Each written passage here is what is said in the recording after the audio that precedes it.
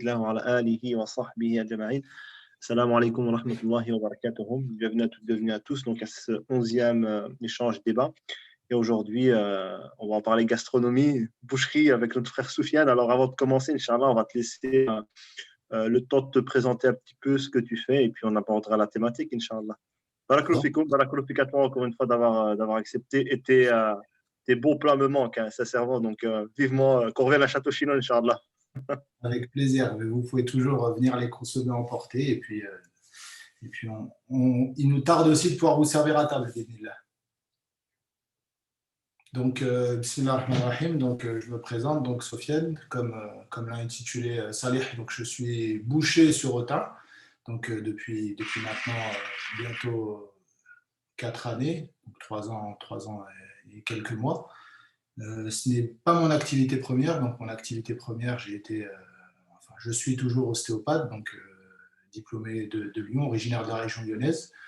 Donc mon parcours est un peu atypique, donc j'ai eu diverses activités qui m'ont mené aujourd'hui à celle-ci, donc dans l'entrepreneuriat notamment. Et aujourd'hui, je me retrouve dans une enseigne qu'on a créée, puis qu'on essaye de développer, qui regroupe plusieurs activités. Donc le maître mot, comme l'a cité Salih, c'était la gastronomie, donc c'est l'artisanat en règle générale.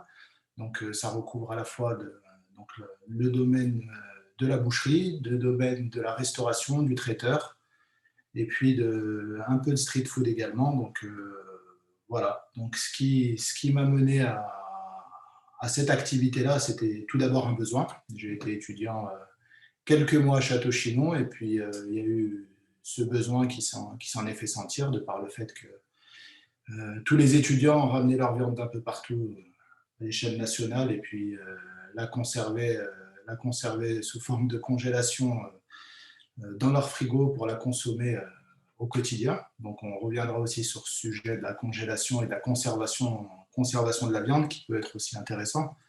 Mais tout ça pour dire, donc c'est né d'un besoin. Et ce besoin, c'était aussi un besoin personnel, parce que n'étant pas de ce domaine, étant soignant, on s'est toujours posé la question de ce qu'on mangeait, sous quelles conditions on pouvait le faire, et puis de ce qu'on avait dans nos assiettes.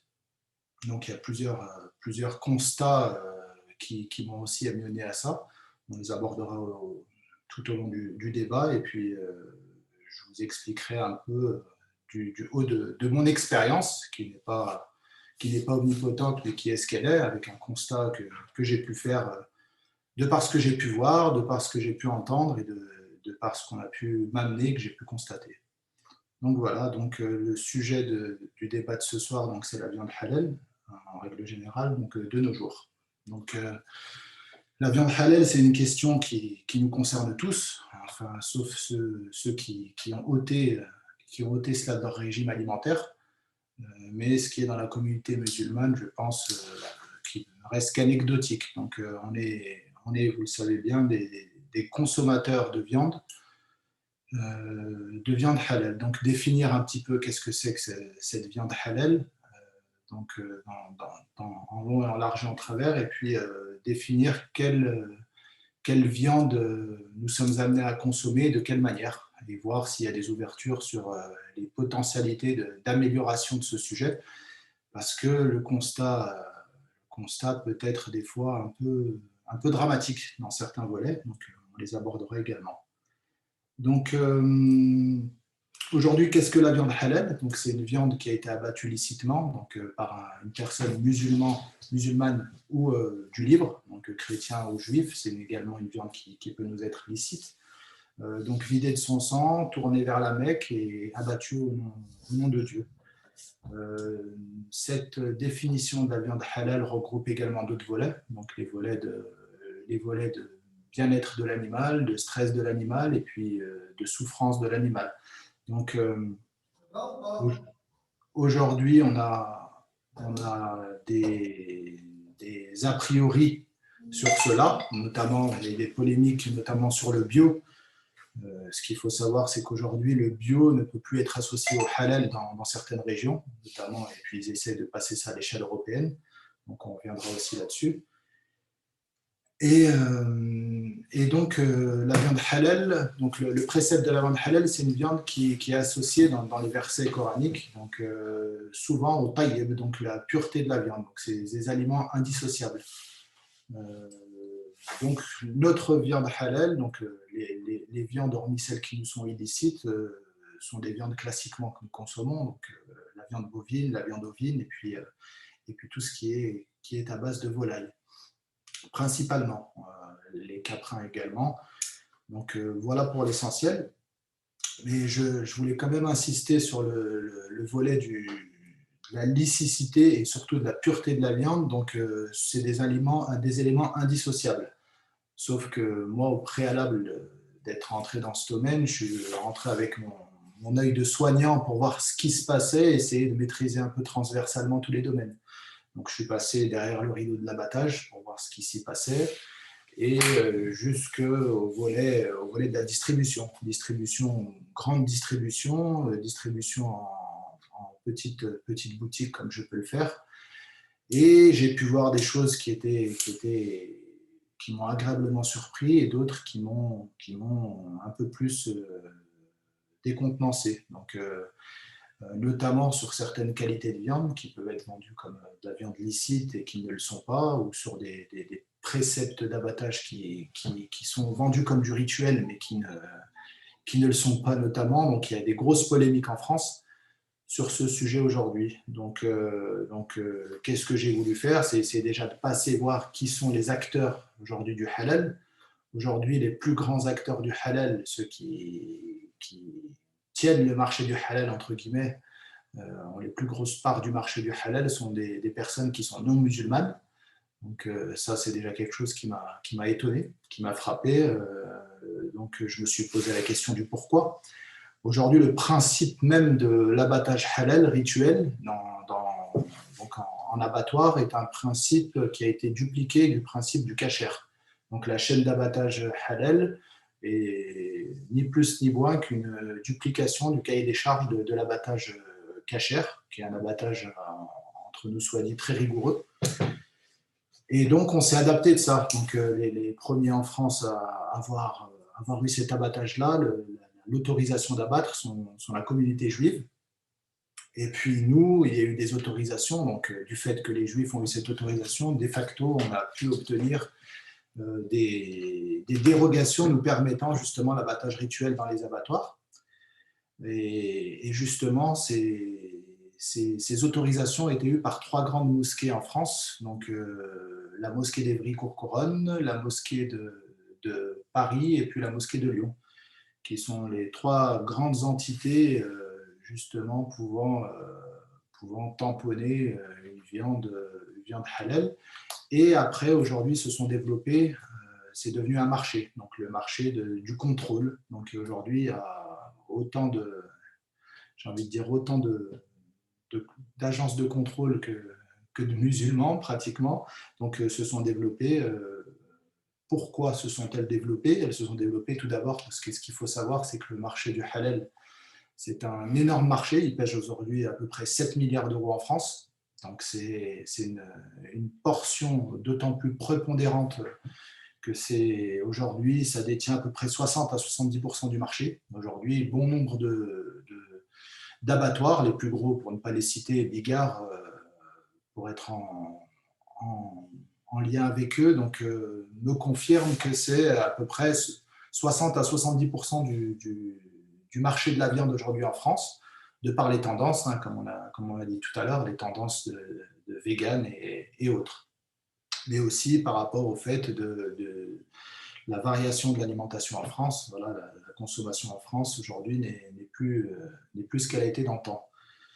Donc pourquoi 70% de halal? J'ai essayé de me poser la question et de voir, d'abord la question, on peut y répondre facilement. Aujourd'hui, notre mode de consommation, elle est liée à notre mode culinaire. Donc notre mode culinaire, c'est des plats beaucoup. Moi, le premier, hein, j'ai toujours eu tendance à, lorsqu'un plat était dépourvu de viande, de l'éviter. Donc c'est entre guillemets des habitudes culinaires qu'on ait pu avoir. Donc aujourd'hui, tout ça mène au fait qu'on est des grands consommateurs de viande. Ensuite, notre mode de consommation, donc, il est très, très porté sur la viande et puis avec toutes les conséquences que ça a pu avoir. Donc, moi, je suis passé d'abord du domaine médical au domaine de la viande. Donc, j'ai pu d'abord voir les résultats de notre mode de consommation et notre mode de vie en règle générale, nous les musulmans, aujourd'hui, aux causes que peuvent être aujourd'hui la consommation de produits carnés, notamment la viande, et qui plus est la viande rouge. Donc justement, pour en venir à là, aujourd'hui, les consommations de viande étant prépondérantes dans notre mode de consommation, bah ça amène à des conséquences. Ça amène à des conséquences parce qu'aujourd'hui, nous mangeons clairement trop de viande. Trop de viande et trop peu qualitative. Donc on voit aujourd'hui des boucheries qui fleurissent ou des boucheries qui optent sur un seul domaine, c'est le volume. Donc faire du volume avec une qualité qui est limite, voire inexistante. Pour m'expliquer, pour rentrer un peu plus dans le détail, moi j'ai vu des abattoirs, lorsque je me suis rapproché d'eux, qui m'orientaient au préalable de toute discussion sur des denrées qui étaient à la limite du consommable. Quand je dis à la limite du consommable, ce n'est pas au niveau de la DLC ou autre, mais c'est à la limite de mode d'alimentation de l'animal, mode d'abattage, et puis la qualité qui n'était pas du tout. Pour vous dire clairement, aujourd'hui, le mode de consommation, c'est des modes de consommation qui sont, si on fait le comparatif entre les boucheries traditionnelles françaises et les boucheries traditionnelles musulmanes, il y a au bas mot 30% d'écart de prix. Donc c'est la question que je me suis posée, c'est soit notre communauté est très forte commercialement, c'est-à-dire qu'elle arrive à avoir des prix très compétitifs, ou soit qu'il y a anguille sous roche. Et effectivement, il y a anguille sous roche, parce qu'effectivement, ce que j'ai constaté, c'est qu'il y a aujourd'hui un marché qui nous est dédié pour la viande halal, ce qui s'appelle le marché de la crevure. Et c'est un mot qui ne sort pas de ma bouche, mais qui sort de la bouche des abattoirs et puis des grossistes qui ont pu nous fournir. Donc, ils étaient un peu circonspects lorsque je leur demandais des bêtes qu'ils n'avaient pas l'habitude de fournir aux musulmans, qui étaient catégorisées pour les boucheries traditionnelles françaises.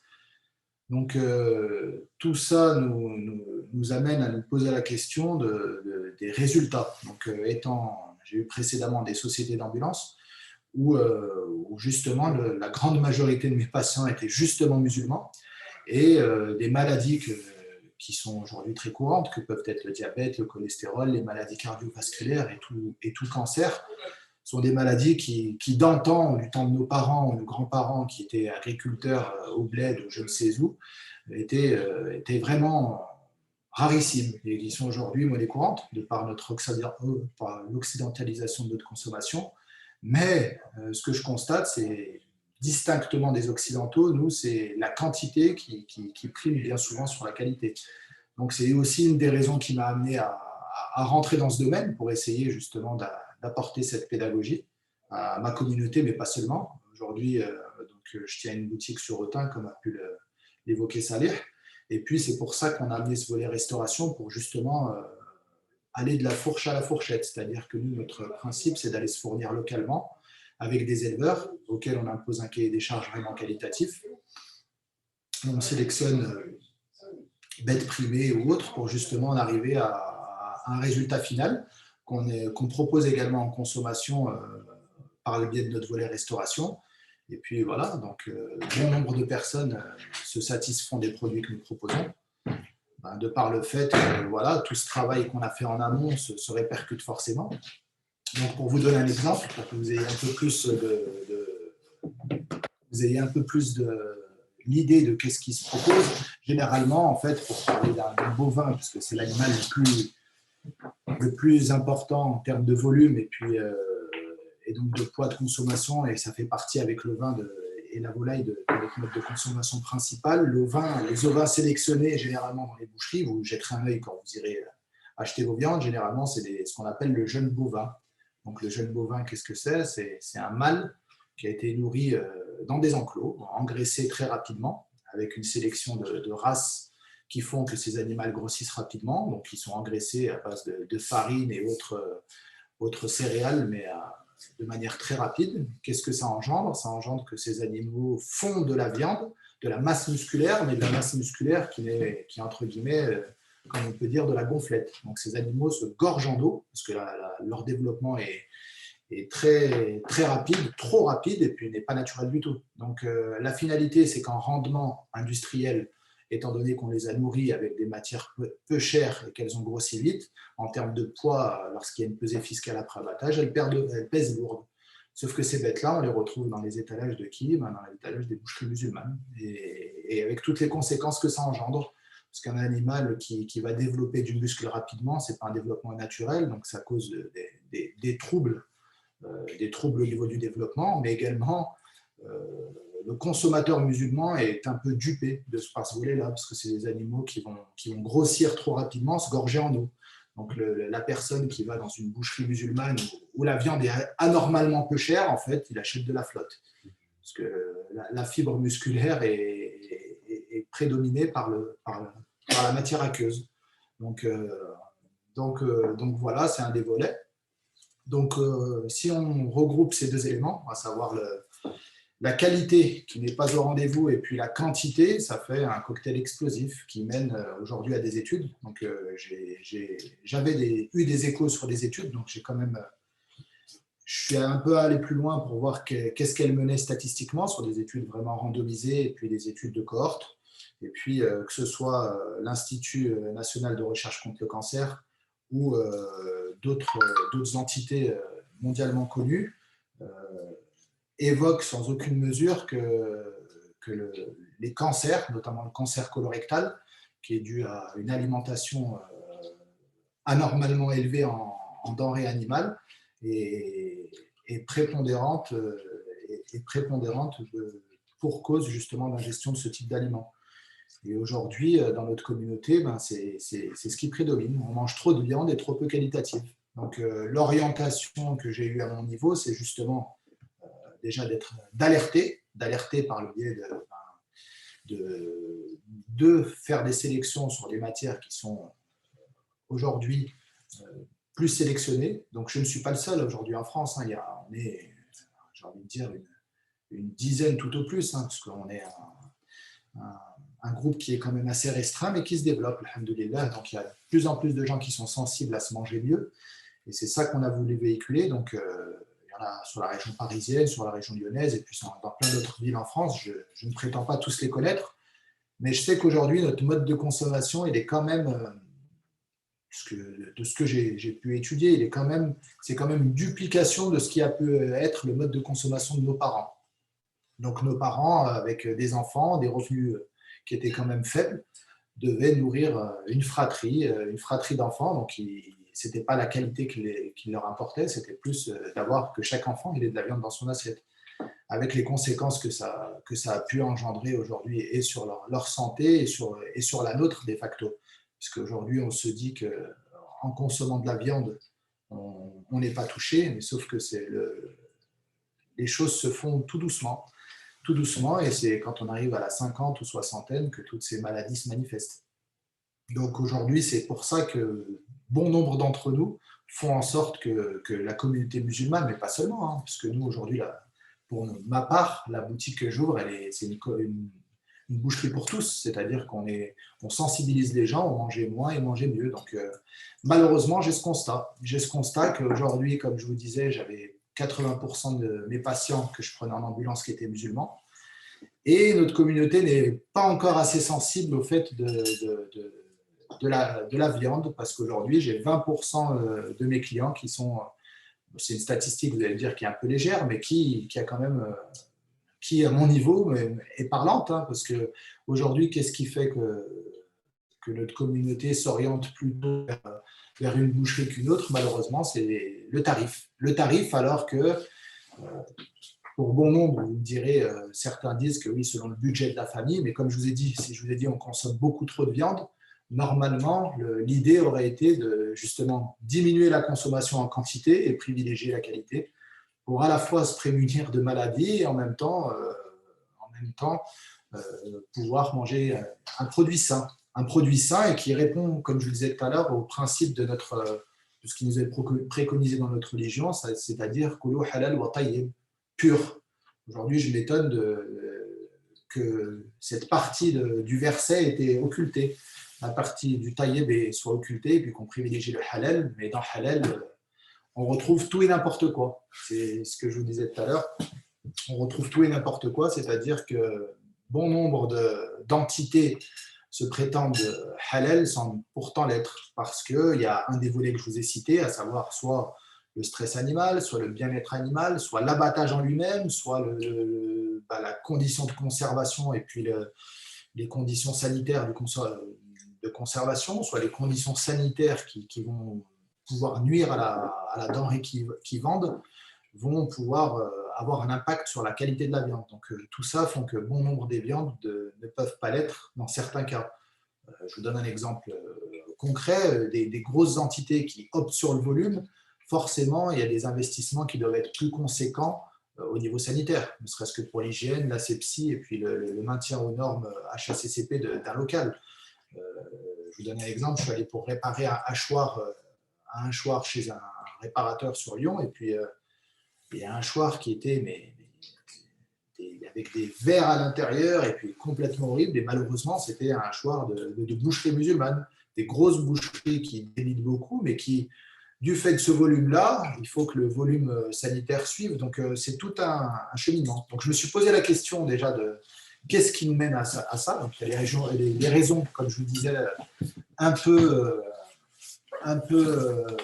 culturelles, c'est-à-dire sur le mode de consommation, la consommation en quantité vient du fait que voilà, nos plats sont faits à base de viande et puis que nos parents ont eu coutume de choisir leur boucher en fonction des tarifs, donc on a un peu suivi. Mais alhamdoulilah, il y a d'autant de personnes sensibles à ce sujet-là que voilà, il y a de personnes qui ont cette sensibilité-là et qui ont entre guillemets les moyens, mais même des personnes qui n'ont pas les moyens mais qui sont sensibles à ça, aujourd'hui font attention soit à manger selon leurs moyens en réduisant la consommation, ce qui est notablement favorable, ou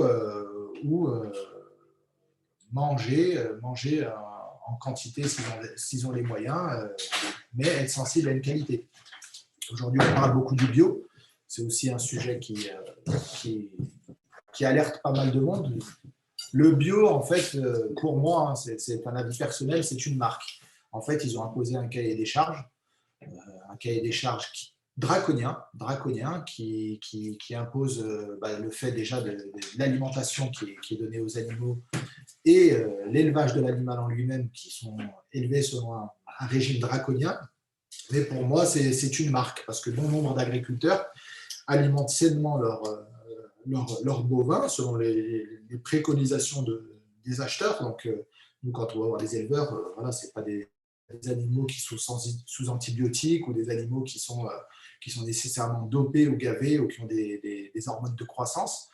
Donc ça, c'est des éléments qu'on essaye de mettre de côté sans pour autant faire partie de la marque bio. Parce qu'aujourd'hui, la marque bio, c'est un cahier des charges draconien. Par exemple, dans le domaine des céréales, ils doivent laisser leur terrain en jachère et puis c'est des coûts d'exploitation énormes pour après, certes, avoir une rentabilité dans certains cas, mais contraindre aussi le consommateur à une viande qui est bien plus chère pour une qualité organoleptique. Donc organoleptique, c'est tout ce qui est de l'ordre du goût, de l'odeur, de la visibilité de la viande qui est au demeurant équivalente pour moi.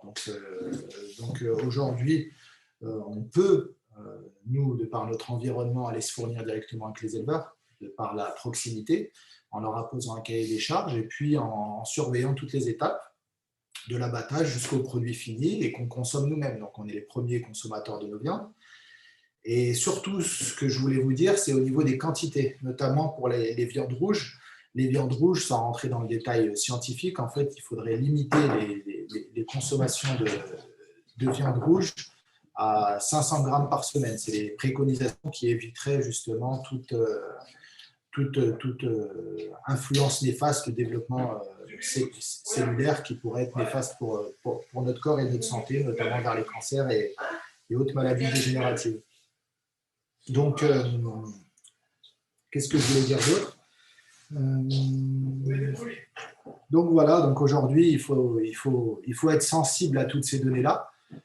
être sensible au mode de consommation, parce qu'aujourd'hui, les acteurs, tout le monde se renvoie la balle. Hein. J'ai des acteurs du monde de la boucherie qui rejettent la responsabilité sur le consommateur en disant bah, le consommateur recherche de la viande pas chère, et le consommateur qui dit bah, je fais confiance à mon boucher, donc c'est de sa responsabilité. Moi, je pense que la responsabilité est partagée, c'est-à-dire qu'aujourd'hui, et le consommateur et le vendeur doivent être sensibles.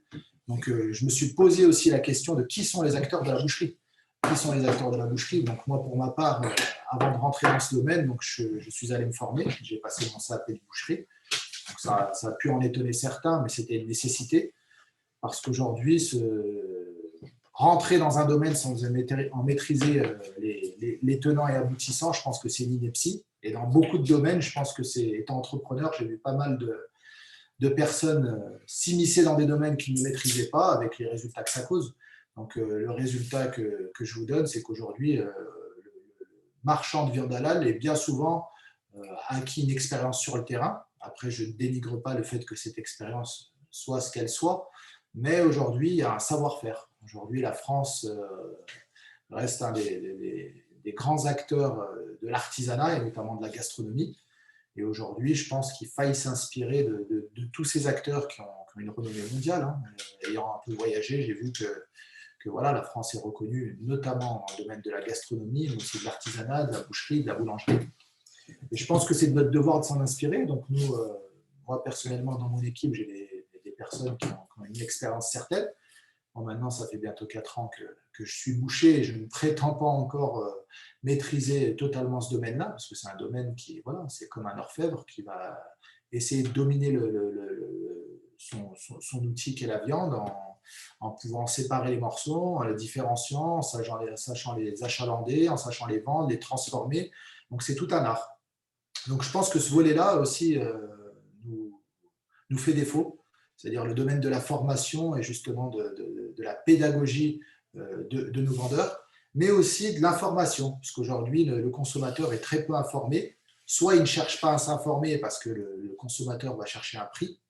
Et donc, ce type de profil-là, vous aurez beau lui expliquer que ben voilà, la viande qu'il achète n'est pas licite, ou du moins pas taillée.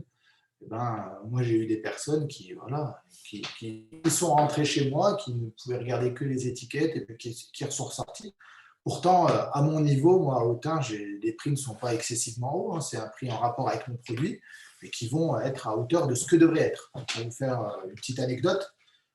J'ai des amis qui étaient banquiers et qui me disaient, des anciens qui sont bientôt à la retraite, qui me disaient qu'avant, les banques déroulaient le tapis rouge quand des bouchers venaient les voir, et aujourd'hui, ce n'est plus le cas. C'est plus le cas parce que le boucher traditionnel a laissé sa place à des gens qui essayent de se concurrencer vers des prix de plus en plus bas. Donc, qui dit prix de plus en plus bas dit qualité de produit de plus en plus basse.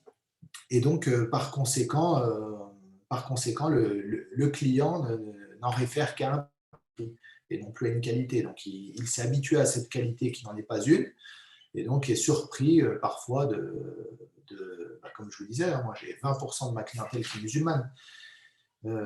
Et donc, l'idée, c'est justement de sensibiliser ces personnes-là, de manger avec leurs moyens, parce que 500 grammes même de filet par semaine, ce n'est pas exorbitant en termes de prix. Et donc, ou s'abstenir, même s'abstenir. Moi, je suis boucher et je vous dis aujourd'hui en tant que soignant que la viande n'est pas nécessairement ne doit pas nécessairement faire partie de nos repas. Donc, il y a tellement aujourd'hui de sources de protéines, parce que c'est la première source pour laquelle la viande est consommée, dans d'autres aliments. Mais après, vous me direz que notre mode de consommation et nos plats nécessitent ce genre de denrées. Donc, je vous dirais, essayez un tant soit peu à votre niveau de sélectionner les produits que vous... Déjà, diminuer, avant de sélectionner, diminuer les quantités, et puis sélectionner la qualité et surtout avoir une responsabilité sur le mode de consommation, c'est-à-dire ne pas rejeter la responsabilité sur des personnes qui, à la base, ne sont pas bouchères et puis qui ne connaissent rien, et prendre vos responsabilités en posant des questions, en ayant cette critique de se dire d'où provient la viande, comment est-ce qu'elle est abattue, quelle est la qualité de la bête, comment est-ce qu'elle a été élevée. Et si le fournisseur de votre viande ne sait pas répondre à vos questions, c'est qu'il ne le sait pas lui-même. Donc, c'est là que vous devriez vous poser des questions. Donc, aujourd'hui, on a vu beaucoup de scandales sur les viandes qui étaient soi-disant halal, qui ne l'étaient pas, avec des étiquetages de sociétés de contrôle. Donc, c'est aussi le volet que je voulais vous expliquer. Aujourd'hui, il y a dans les abattoirs donc un sacrificateur qui est là, qui est soit un employé de l'abattoir, soit un employé, généralement un employé de l'abattoir, qui est là pour faire le sacrifice. Donc, c'est une personne qui est musulmane et qui va, selon les préceptes de la société de contrôle, justement abattre la bête selon le principe du halal. Ce sacrificateur et même cette société de contrôle n'ont pas à regarder tout le volet taillé. Donc eux, du moment où c'est abattu selon le cahier des charges, c'est-à-dire avec une orientation, avec la bête qui se vide de son sang, en essayant d'éviter que la bête voit d'autres bêtes ou que la bête souffre un temps soit peu, donc c'est le seul volet qui les regarde et qui fait qu'ils vont tamponner ou non une viande. Par contre, tout le volet taïeb, c'est-à-dire la pureté de la viande, le fait qu'elle n'ait pas été stressée, le fait qu'il y ait le bien-être animal qui soit respecté, ça ne fait pas partie du cahier des charges des contrôleurs. Pour les citer, pour ceux qu'on connaît, que ce soit AVS, ou que ce soit Halal Service, ou tous les grandes sociétés de contrôle, aujourd'hui, n'ont pas ce rôle-là de sélectionner les viandes. Le seul rôle, c'est voir si le process, comme je vous disais, du cliquet, du procédé du kasher, est valide, donc c'est uniquement le process qui rentre de l'abattage, c'est-à-dire que le couteau permet de trancher les carotides des animaux, et puis tout derrière, vérifier que tout au long de la chaîne, donc il n'y ait pas de mélange ou de souillure qui puisse se faire sur la chaîne d'abattage. Donc voilà pour les bovins. Et puis pour la partie volaille, s'assurer que justement les bêtes ne passent pas dans tout ce qui est bain électrifié, donc qu'on appelle communément l'électronarcose. Donc vérifier que ce process-là ne soit pas utilisé. Donc voilà pour l'essentiel. On parlait tout à l'heure du bio. Petite information, aujourd'hui le bio ne peut plus être associé au niveau européen au halal parce que selon le cahier des charges du bio, l'étourdissement ou justement l'électronarcose est une donnée impérative qui fait qu'aujourd'hui les bêtes halal ne peuvent plus être estampillées agriculture biologique. N'en demeure pas moins que voilà, il y a des personnes qui continuent à communiquer sur le fait que la viande soit bio, donc elle est abattue elle a vécu entre guillemets selon le cahier des charges du bio, c'est-à-dire qu'elle a été nourrie et puis avec des céréales qui ont été sélectionnées, sans antibiotiques, sans médication. Mais par contre, elle ne portera plus le label agriculture biologique. Donc, c'est nos instances qui ont pris cette décision parce que, selon eux, le bien-être animal n'était pas respecté. Alors que bon nombre, je vous invite à regarder, il y a des grands bouchers français qui ont communiqué sur ce volet-là. Et puis, de toutes les générations, les gens abattaient leurs bêtes, que ce soit bovin ou ovin, par le principe de la saignée. Donc, ce n'est pas quelque chose de nouveau, mais aujourd'hui, on a voulu, pour des raisons, je pense, plus industrielles et des raisons économiques, introduire ce volet-là, c'est-à-dire le volet de l'étourdissement ou de l'électronarcose pour justement fluidifier les flux d'abattage et faire en sorte que les quantités puissent être respectées. Je pense que c'est plutôt dans cet axe-là. Donc, il y a, comme je vous disais, des grands bouchers qui sont complètement à l'opposé de cette idée-là, en disant que voilà, de tout temps, ça a pu se faire, notamment une vidéo de Yves-Marie Le Bourdonnec, qui est une des personnes qui a introduit la maturation en France, qui est des boucheries vraiment réputées dans la région parisienne, qui a une vidéo, je vous la transmettrai, qui évoque ce sujet, avec un journaliste qui essaye de lui dire que l'animal est en souffrance, mais il lui affirme que pas du tout, et des études à l'appui. Donc des études à l'appui qui montrent que l'animal ne souffre pas selon le process de l'abattage rituel. Donc voilà. Donc je pense avoir fait le tour de ce que je voulais vous évoquer dans les grandes lignes. J'ai peut-être omis certaines choses. je pense que la partie d'échange nous permettra, si vous avez des questions ou d'autres interrogations sur le sujet, de pouvoir y revenir et d'y répondre. Donc, je ne sais pas si c'est Salih qui reprend la parole pour inviter ou nous inviter. Salam alaikum, wa rahmatullahi ta'ala wa barakatuh. Sofiane, Mahmoud. Allô? Oui. Ouais, est-ce que tu m'entends là? Vous m'entendez correctement? Oui, je t'entends. Alhamdulillah, barakallahu fik pour toutes ces informations, Sofiane, qu'Allah te récompense. Donc là, on va commencer avec les échanges, les débats et les questions. Donc là, j'ai la sœur Farida qui va ouvrir le bal, Inch'Allah. Salam alaikum, Orti. Ah, j'espère que Sofiane va bien. Hein? Alhamdulillah, Farida. Et toi? Alhamdulillah. Je souhaite à tous évidemment la bienvenue dans cette émission que je considère comme étant essentielle. Moi, j'ai connu Sofiane comme boucher d'abord, et puis ensuite comme ami. Et ce qui me frappe dans l'exposé qu'il vient de nous faire, c'est ce que j'ai trouvé dans sa pratique quotidienne de boucher, hein, parce que c'est chez lui que je me fournis, c'est le sérieux et la compétence. Voilà, le sérieux et la compétence, ça veut dire qu'il y a une analyse, il y a une vision, il y a une conception qui n'est, à mon avis, pas de règle générale dans le réseau de la viande halal. C'est-à-dire que là, on a affaire, je pense, de manière exceptionnelle, même si je sais qu'il n'est pas le seul, parce que j'ai rencontré un boucher comme lui aussi du côté d'Argenteuil qui te connaît d'ailleurs, Sofiane. Hossein, oui. Hossein, voilà. Et là, ce que j'ai trouvé très intéressant, c'est qu'on parle enfin de quelque chose qui concerne en fait les domaines de vie, c'est la qualité. Parce qu'aujourd'hui, on est en train de se noyer tous dans les problèmes quantitatifs, dans les visions quantitatives, dans les intérêts quantitatifs. Or, si nous sommes musulmans, ça veut dire qualité, normalement. Hein. Donc, toute notre vie devrait être basée sur des choix qualitatifs. Et dans le domaine de l'alimentation, évidemment, a fortiori, puisqu'il nous est demandé de manger ce que Dieu nous a produit de façon saine et bonne.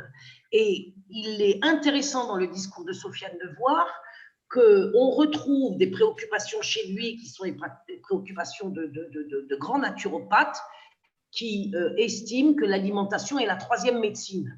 L'alimentation est la troisième médecine. Je renvoie, si les gens sont curieux de le savoir, à un livre du professeur Sidney Aliek qui en fait la démonstration. Soit nous devenons ce que nous mangeons. Alors, il y a un proverbe en espagnol qui dit somos lo que comemos. Nous sommes ce que nous mangeons. Donc, si il nous est réservé en tant que musulmans, je dirais bas de gamme, de la viande bas de gamme, ce que tout à l'heure Sofiane appelait le marché de la crevure, ben, nous allons devenir des crevures nous-mêmes. En parlant très rapidement et brutalement, il y a un enjeu qualitatif de l'alimentation parce qu'il y a un enjeu qualitatif de la personne qui mange cette alimentation. Voilà. Donc, la première question que j'ai à poser à Sofiane, il disait tout à l'heure que les principaux producteurs de viande dite halal, parce qu'on va les appeler comme ça, dite halal, n'étaient pas musulmanes. Moi, j'avais fait quelques recherches en son temps et j'avais découvert en effet que l'un des principaux producteurs est un juif du nom de Jean-Daniel Herzog et qui, voilà, donc un juif. Et alors, en plus, quand j'ai fait, et ça on peut le vérifier dans des journaux tout à fait mainstream comme l'Express, je crois que c'est lui qui tient la marque Isla Délice.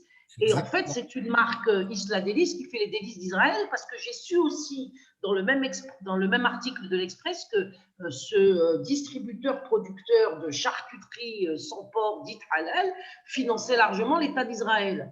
Donc, il y a, me semble-t-il, si je peux me permettre de le dire, une double malédiction. Il y a une malédiction sur la santé en mangeant ce qui est en provenance du marché de la crevure. Et puis, il y a aussi une malédiction dans l'ordre moral. Bon, ça, je pense que je n'ai pas besoin de le développer, tout le monde me comprendra. Et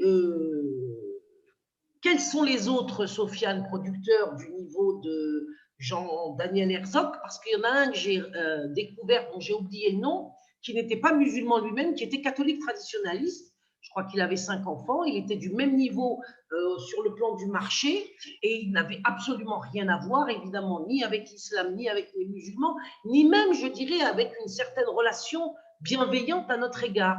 Alors comment, aujourd'hui, si tu le sais, je ne sais pas, en sommes-nous arrivés à consommer de la viande, pas les caractéristiques réelles du halal et du tayyib, d'une part, et qu'en plus, ce marché soit entre les mains de gens qui ne soient pas musulmans.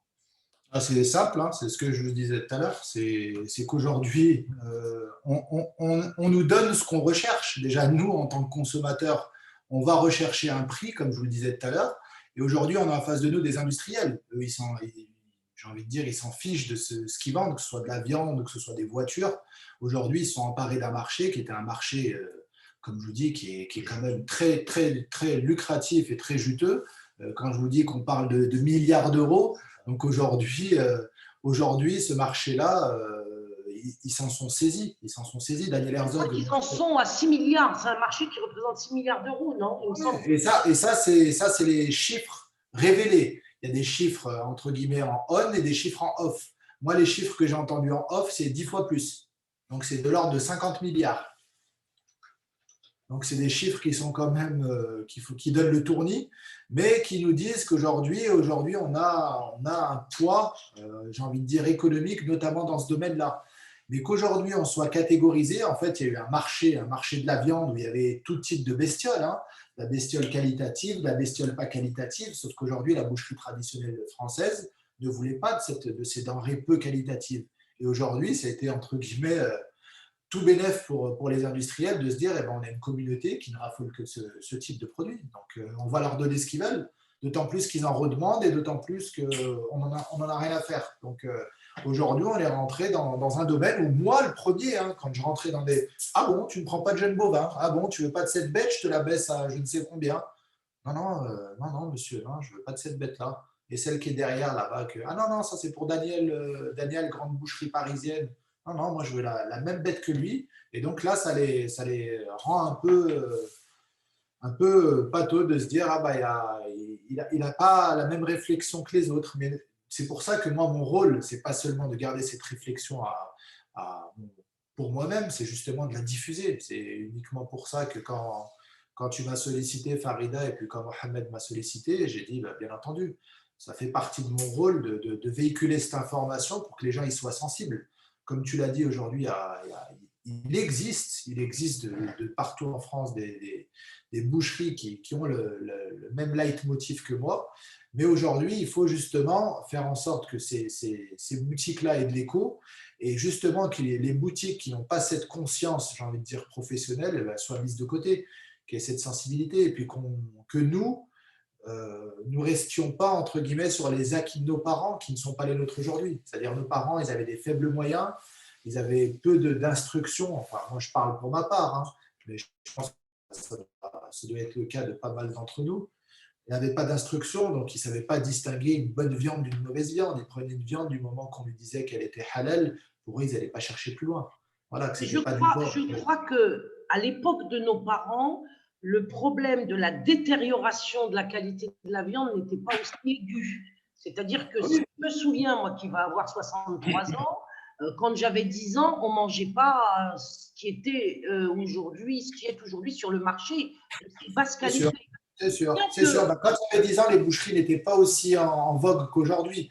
Le domaine du commerce de proximité n'était pas aussi développé qu'aujourd'hui. Les gens allaient chez le fermier. Bon, mon père, il me disait, hein, des fois, il allait chercher des poulets ou il allait chercher des agneaux qu'il abattait. Il n'y avait pas de réglementation sanitaire, donc les gens, ils pouvaient un peu faire ce qu'ils veulent. Celui qui a un peu de conscience, en plus, qui se disait, bah, au lieu d'acheter à la boucherie où il va y avoir une marge qui va être impactée pour le travail du boucher, je vais aller la chercher directement chez le fermier. Mais aujourd'hui, avec les réglementations sanitaires, et puis on le voit pour l'Aïd, hein, ils nous font la chasse, à l'abattage sauvage, etc. Donc aujourd'hui, ils ont entre guillemets cadré les choses pour que tout rentre dans la sphère de l'économie. Donc pas que ce soit une économie parallèle qui se fasse. Donc tout ça nous amène à consommer selon qu'on demande selon son panier moyen, mais également consommer ce qu'on nous propose, parce qu'il y a aussi ce volet-là. On est fautif, j'ai envie de dire, à 90%, mais à 10% aussi qui nous disent, eh ben voilà, moi, cette denrée-là, je vais la vendre à personne, et ben on va la donner aux musulmans. Et puis les musulmans, ils disent pas non. Du moment où ils voient que son concurrent, il a le même produit, ça ne le tracasse pas. Il se dit, bah, je vais prendre la même chose, et puis je vais le vendre au même prix, voire 10, 20, 50 centimes moins cher, et puis je vais y trouver mon compte. Et c'est aussi un des volets que je n'ai pas abordé tout à l'heure, c'est que en fait, nos bouchers, moi, le premier écho que j'ai eu et que j'ai toujours, hein, c'est que les bouchers musulmans, moi, quand je rentre dans des abattoirs, ils sont frileux des bouchers musulmans parce qu'on est tarés d'être des mauvais payeurs ou des mauvais. Parce que justement, il n'y a pas cette formation-là. C'est des gens qui viennent de divers métiers, qui n'ont pas l'aspect gestion. Donc, non seulement ils ne sont pas bouchés d'expérience, ils ont appris sur le tas, mais en plus, gérer des boutiques, gérer économiquement une boutique avec toutes les implications que ça a, ils ne le font pas ou ils le font mal. Et donc, ça mène à des accumulations de dettes et puis des catastrophes. Moi, je vais voir des abattoirs et ils me disent, il y a, comme ils disent, des frères de chez vous là, qui ont des ardoises de plus de 2 millions d'euros. C'est une donnée commune. Hein. C'est une donnée commune, j'en vois tous les jours. Donc, tout ça, c'est pour ça en fait, qu'il faut qu'on s'éveille sur ça. Parce qu'aujourd'hui, on ne peut pas se déresponsabiliser, nous, en tant qu'individus et que consommateurs, en se disant bah, c'est notre boucher qui est là et qui est responsable de tout. Non, c'est notre responsabilité de se renseigner, de s'enquérir de voilà, d'où provient notre viande, qui nous la fournit, selon quel procédé, et qu'est-ce que je vais donner à manger à mes enfants. Parce qu'aujourd'hui, on est si responsable de ça. Hein, de se dire, moi j'ai envie de manger de la viande pas chère parce que j'en veux beaucoup et puis je n'ai pas les moyens. Mais est-ce qu'on n'est pas responsable aussi de ce qu'on fait ruminer dans le développement de nos enfants et qu'ils le paieront un temps ou à l'autre, hein.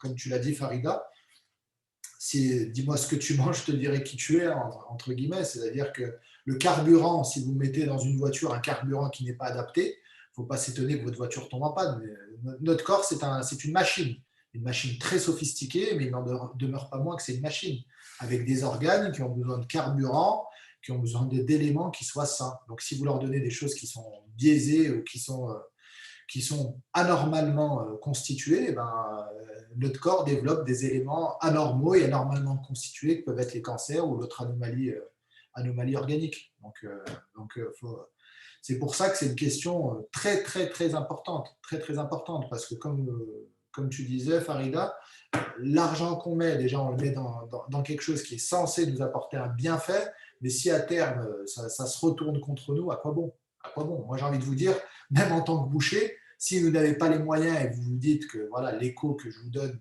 à savoir de manger moins mais manger mieux, ne vous parle pas, cessez totalement de manger de la viande. Il y a d'autres apports et puis vous ne vous causerez pas de tort. Vous ne causerez pas de tort et puis vous irez vers d'autres sources de protéines ou autres besoins nutritionnels, vers d'autres aliments. Donc, moi, je suis stupéfait qu'aujourd'hui, voilà, on soit encore à ce mode de consommation et qu'on ne s'étonne pas des résultats que ça puisse procurer. Parce que ça aussi, on tait les données statistiques qui montrent, après je ne sais même pas s'il y en a, hein, qui montrent que notre communauté est malade, dans tous les sens du terme. Et l'alimentation fait partie aussi de cette maladie.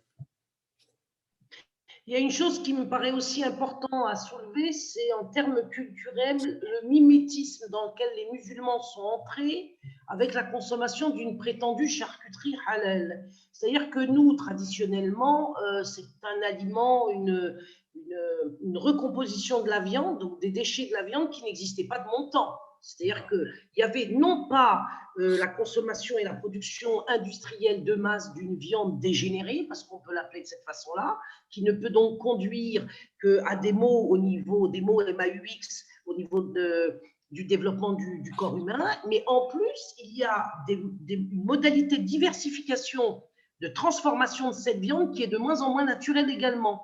C'est-à-dire quand on voit tout le panel de la viande dite charcuterie, qui est un mimétisme de la consommation de viande de porc sans porc, là, il y a, je pense, une réflexion qu'on devrait avoir, c'est pourquoi voulons-nous absolument manger quelque chose qui ressemble à du cochon et qui n'en est pas? Comme tu l'as dit, c'est uniquement par mimétisme, c'est-à-dire qu'aujourd'hui, on se dit, bah, après, il faut dire ce que c'est, hein, la charcuterie orientale, entre guillemets, au goût, c'est appréciable, mais après, dans la composition, pour la plupart, c'est des éléments, j'ai envie de dire, des déchets, hein, composés pour grande partie de VSM, de viande séparée mécaniquement, qui sont autres que des carcasses de volailles qui ont été broyées et puis qui ont été conditionnées. Et on ne s'étonne pas du prix qui est anormalement bas de ces cachirs ou autres qui ornent les établis des bouchers et qui se vendent à 2 ou 3 euros alors que ça ne paye que le packaging.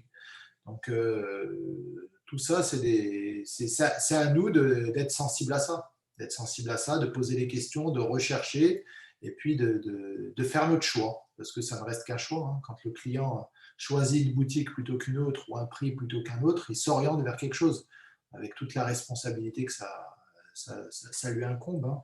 Donc, si je m'oriente vers une boucherie pour un prix, il ne faut pas que je m'étonne des conséquences que ça aura derrière. Donc, je pense que c'est une sensibilité commune qu'on doit tous avoir. Autant le consommateur que le producteur, que le boucher, et puis surtout, se former. Moi, je pense que c'est un des volets qui nous manque grandement et j'ai eu quand même pas mal d'activités. Et ce qui nous fait défaut dans la majeure partie des activités, c'est le mimétisme. C'est-à-dire qu'un musulman qui va voir un autre musulman qui est dans une activité, je dis n'importe quoi, hein. Moi, le domaine des ambulances, quand j'y étais, on était une poignée. Maintenant, je retourne sur la région lyonnaise dont je suis originaire. Toutes les ambulances, la plupart des ambulances sont tenues par des musulmans. Donc, après, c'est peut-être un rapprochement hâtif, mais je vous fais le même parallèle dans les VTC, je vous fais un autre parallèle aussi dans plein d'autres domaines. Donc, aujourd'hui, on va dans le mimétisme mais sans aller dans la profondeur des choses, c'est-à-dire en restant superficiel sur les éléments. Aujourd'hui, la boucherie, c'est un domaine très compliqué de par les impératifs que ça recouvre. Donc c'est très compliqué parce que dans l'approvisionnement, il faut la sélection, donc c'est déjà ce volet-là de sélection.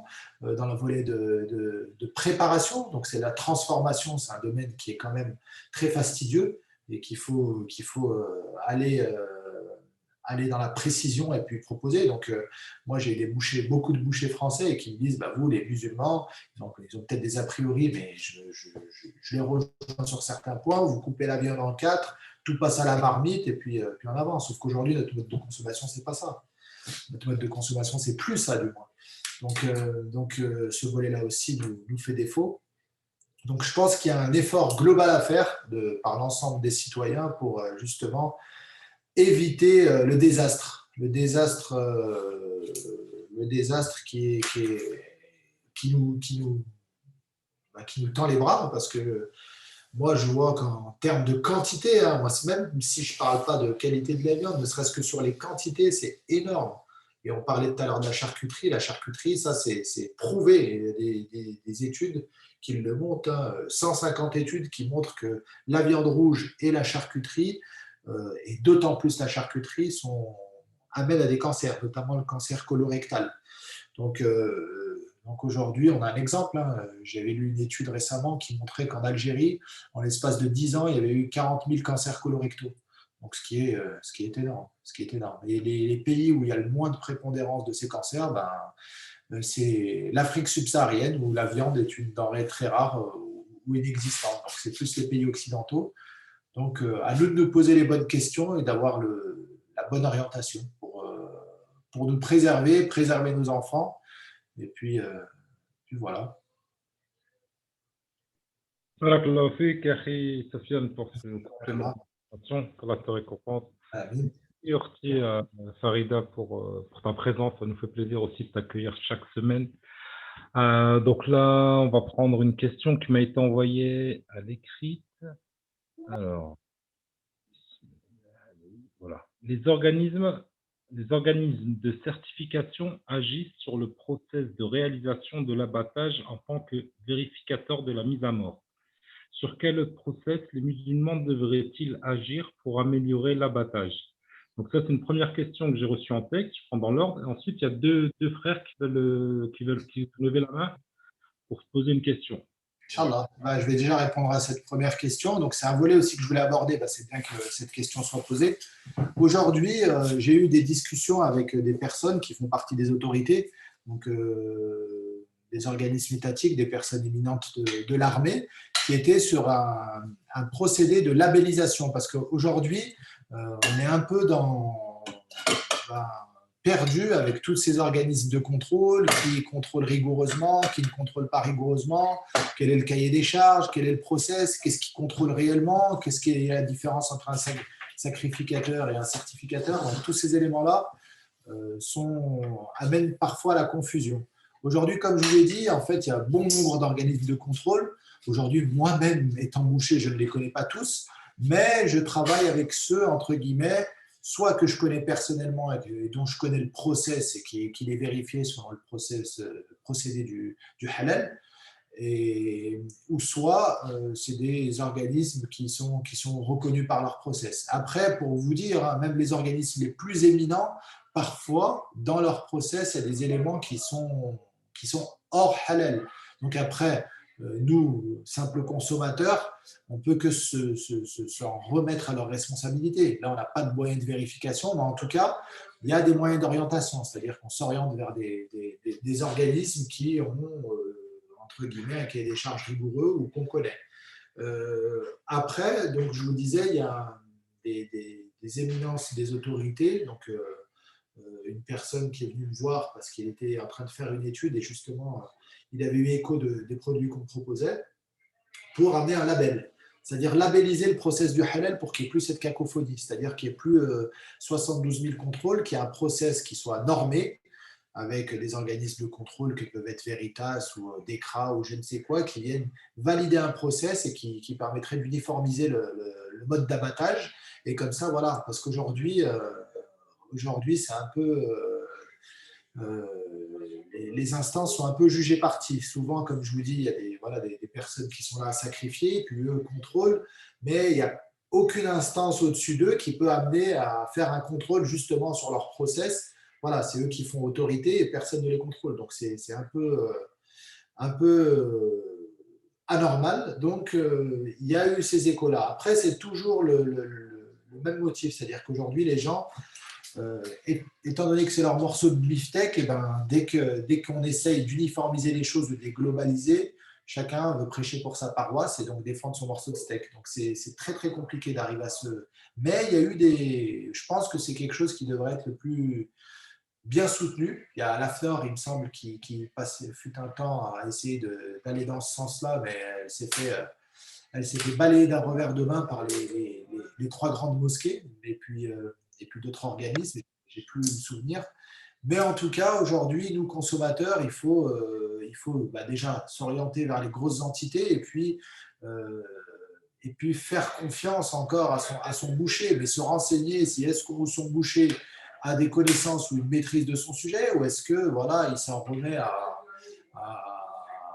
ce que lui fournit son fournisseur, et d'autant plus que son fournisseur, moi, pour l'avoir vu, hein, comment vous pouvez donner votre confiance à une personne qui n'a rien à faire de l'aspect religieux. C'est uniquement l'aspect économique qui l'importe. Quand on parle de l'industriel non musulman, lui, ce qui lui importe, c'est de passer sa viande, qu'elle soit halal ou pas halal. Après, je vous dis, moi, j'ai vu des industriels qui étaient plus consciencieux que leur propre boucher. C'est-à-dire que des industriels qui venaient me voir en me disant oui, mais l'autre, un tel, il se prétend être musulman, mais il me demande des fois des produits qui ne le sont pas ou qui me demandent d'estampiller comme tel. Donc, c'est pour ça que c'est très, très compliqué. C'est très, très compliqué d'avoir une traçabilité complète et de le savoir. Même nous, à notre niveau, on est obligé d'envoyer nos propres personnels ou d'avoir vraiment des personnels qu'on connaît pour pouvoir s'assurer de la traçabilité du rituel. Donc, j'espère avoir répondu à la question qui t'avait été posée, Mohamed. Oui, impeccable. Barakallah fik. On prend le frère Jamal et ensuite il y a le frère Léo Abdallah. Donc, assalamu alaikum. Je te rappelle tout à l'heure, c'est bon pour toi? Salam alaikum. Comme salam, wa rahmatullah. Salam alaikum Sofiane, salam alaikum Mohamed, les frères et sœurs, barakallahu fikum. Moi, c'est plus, si vous permettez, un témoignage. Je suis un Marseillais et déjà en 99, alhamdoulilah, j'avais, avec des frères à Marseille, conscience du halal.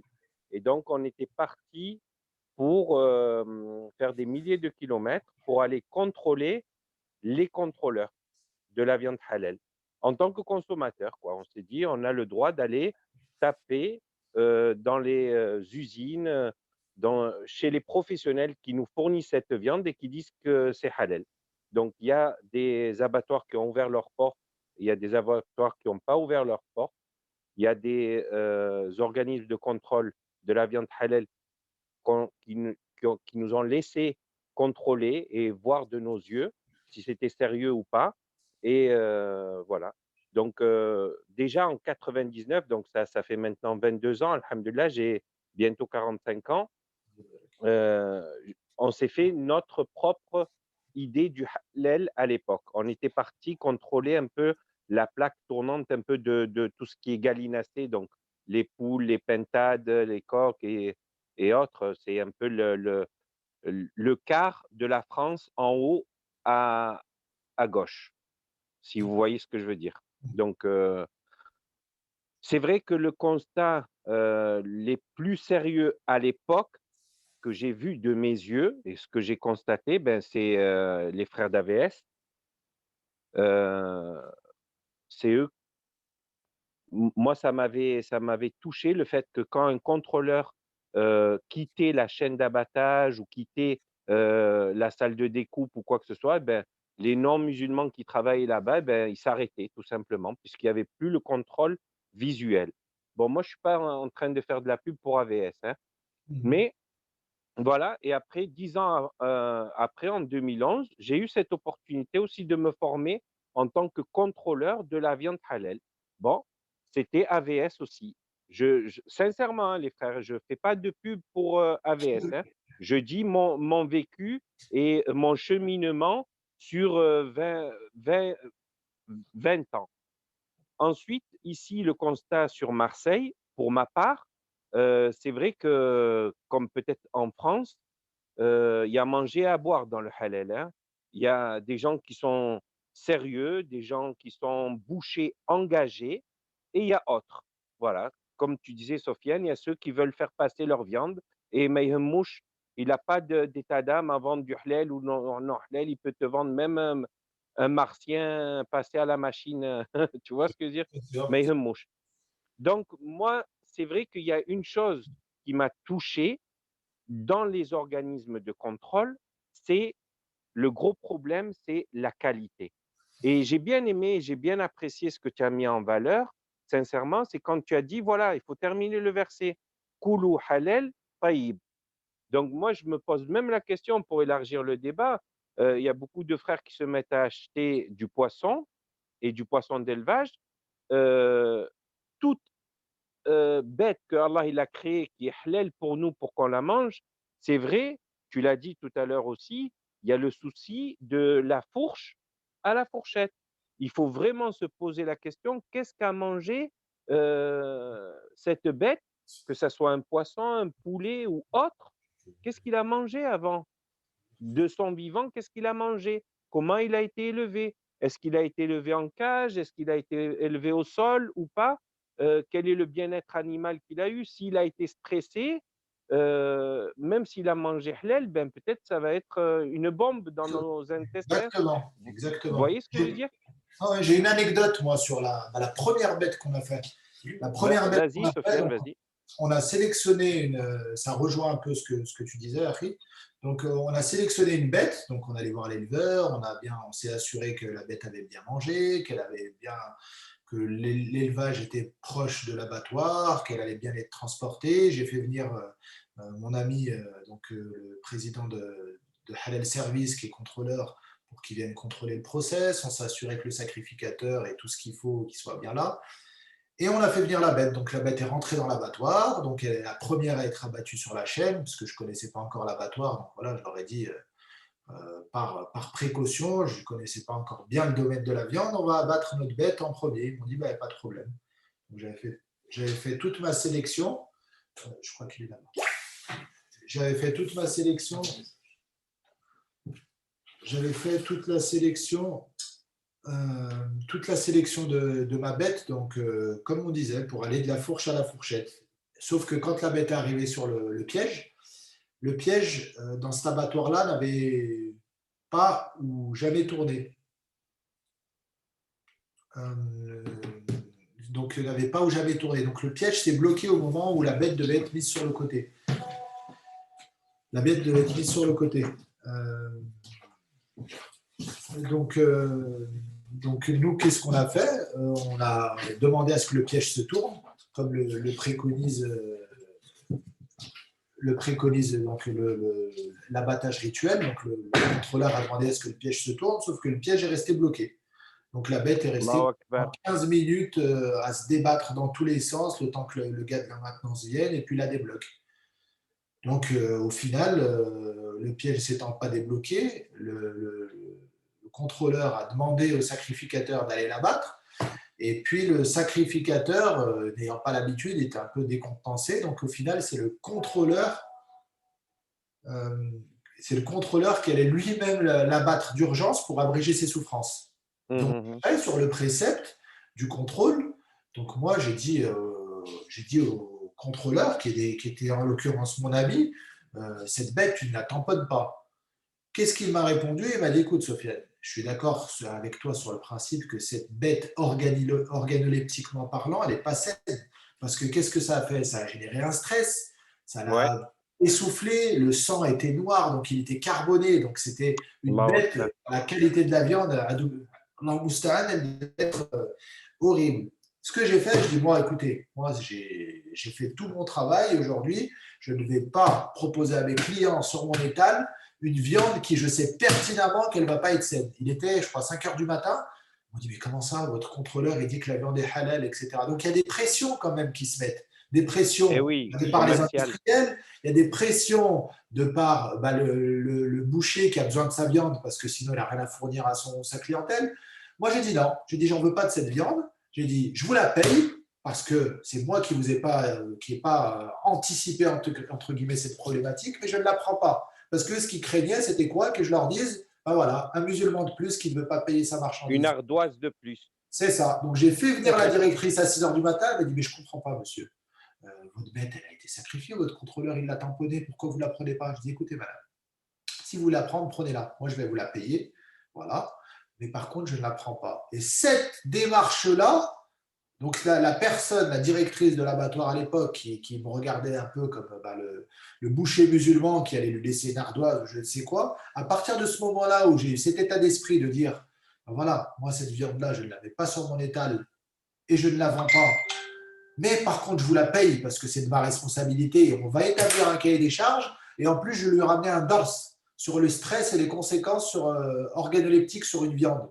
Donc elle m'a dit, je vois à qui je parle à une personne consciente, entre guillemets, et responsable. Donc, à partir de ce moment-là, entre guillemets, il y a eu un rapport de considération qui était réciproque. Il n'y a pas eu cette… Qui a fait évoluer les mentalités. Exactement. Qui a fait évoluer les mentalités. Exactement. Et qui a fait un ders par l'action et non pas par la parole. Exactement. Mais si je n'avais pas été là, si je n'avais pas vu ce qui se passait, si je n'avais pas eu ce réflexe, entre guillemets, de lui dire la viande, je ne la prends pas, la viande, elle serait arrivée sans mon étal, sans que j'y vois rien du tout. Donc aujourd'hui, malgré qu'il y ait des contrôleurs, malgré qu'il y ait, entre guillemets, une structure qui permette une traçabilité, aujourd'hui, on peut se prémunir à 98%, 96% de chances que ça se passe bien de par tout ce qui a été mis en place. Mais après, comme je vous dis, le contrôleur, il n'est pas pour vérifier l'amont. Si la bête est lui, ça ne le regarde pas. Il n'intègre pas ça dans son cahier des charges. Trouvez-moi un contrôleur qui intègre dans son cahier des charges le tailleur. Moi, je n'en connais pas. Si vous en connaissez, j'aimerais bien les intégrer. Donc, aujourd'hui, c'est moi-même qui vais sélectionner mes bêtes et qui vais les emmener. Mais après, ceux qui sont dans des grandes villes, tu parlais de Marseille, que ce soit Marseille, Lyon, Paris ou toutes les grandes villes de France, eux, ils vont chercher leurs bêtes. On parlait de Hossein tout à l'heure, Farida. Ils ramènent des bêtes, des fois, ils me demandent à moi de lui sélectionner. Je lui ai envoyé des bêtes parce que je les ai sélectionnées. Mais des fois, il va aller chercher dans le sud-ouest. Il ne va pas se déplacer chaque semaine dans le sud-ouest pour aller sélectionner sa bête. Donc, il fait confiance à un éleveur qu'il allait voir, à qui il imposait un cahier des charges. Mais après, c'est tout ce domaine-là. Il y a un rapport économique qui fait que des fois, on met ces principes de côté. Donc, c'est ça qui est dommageable.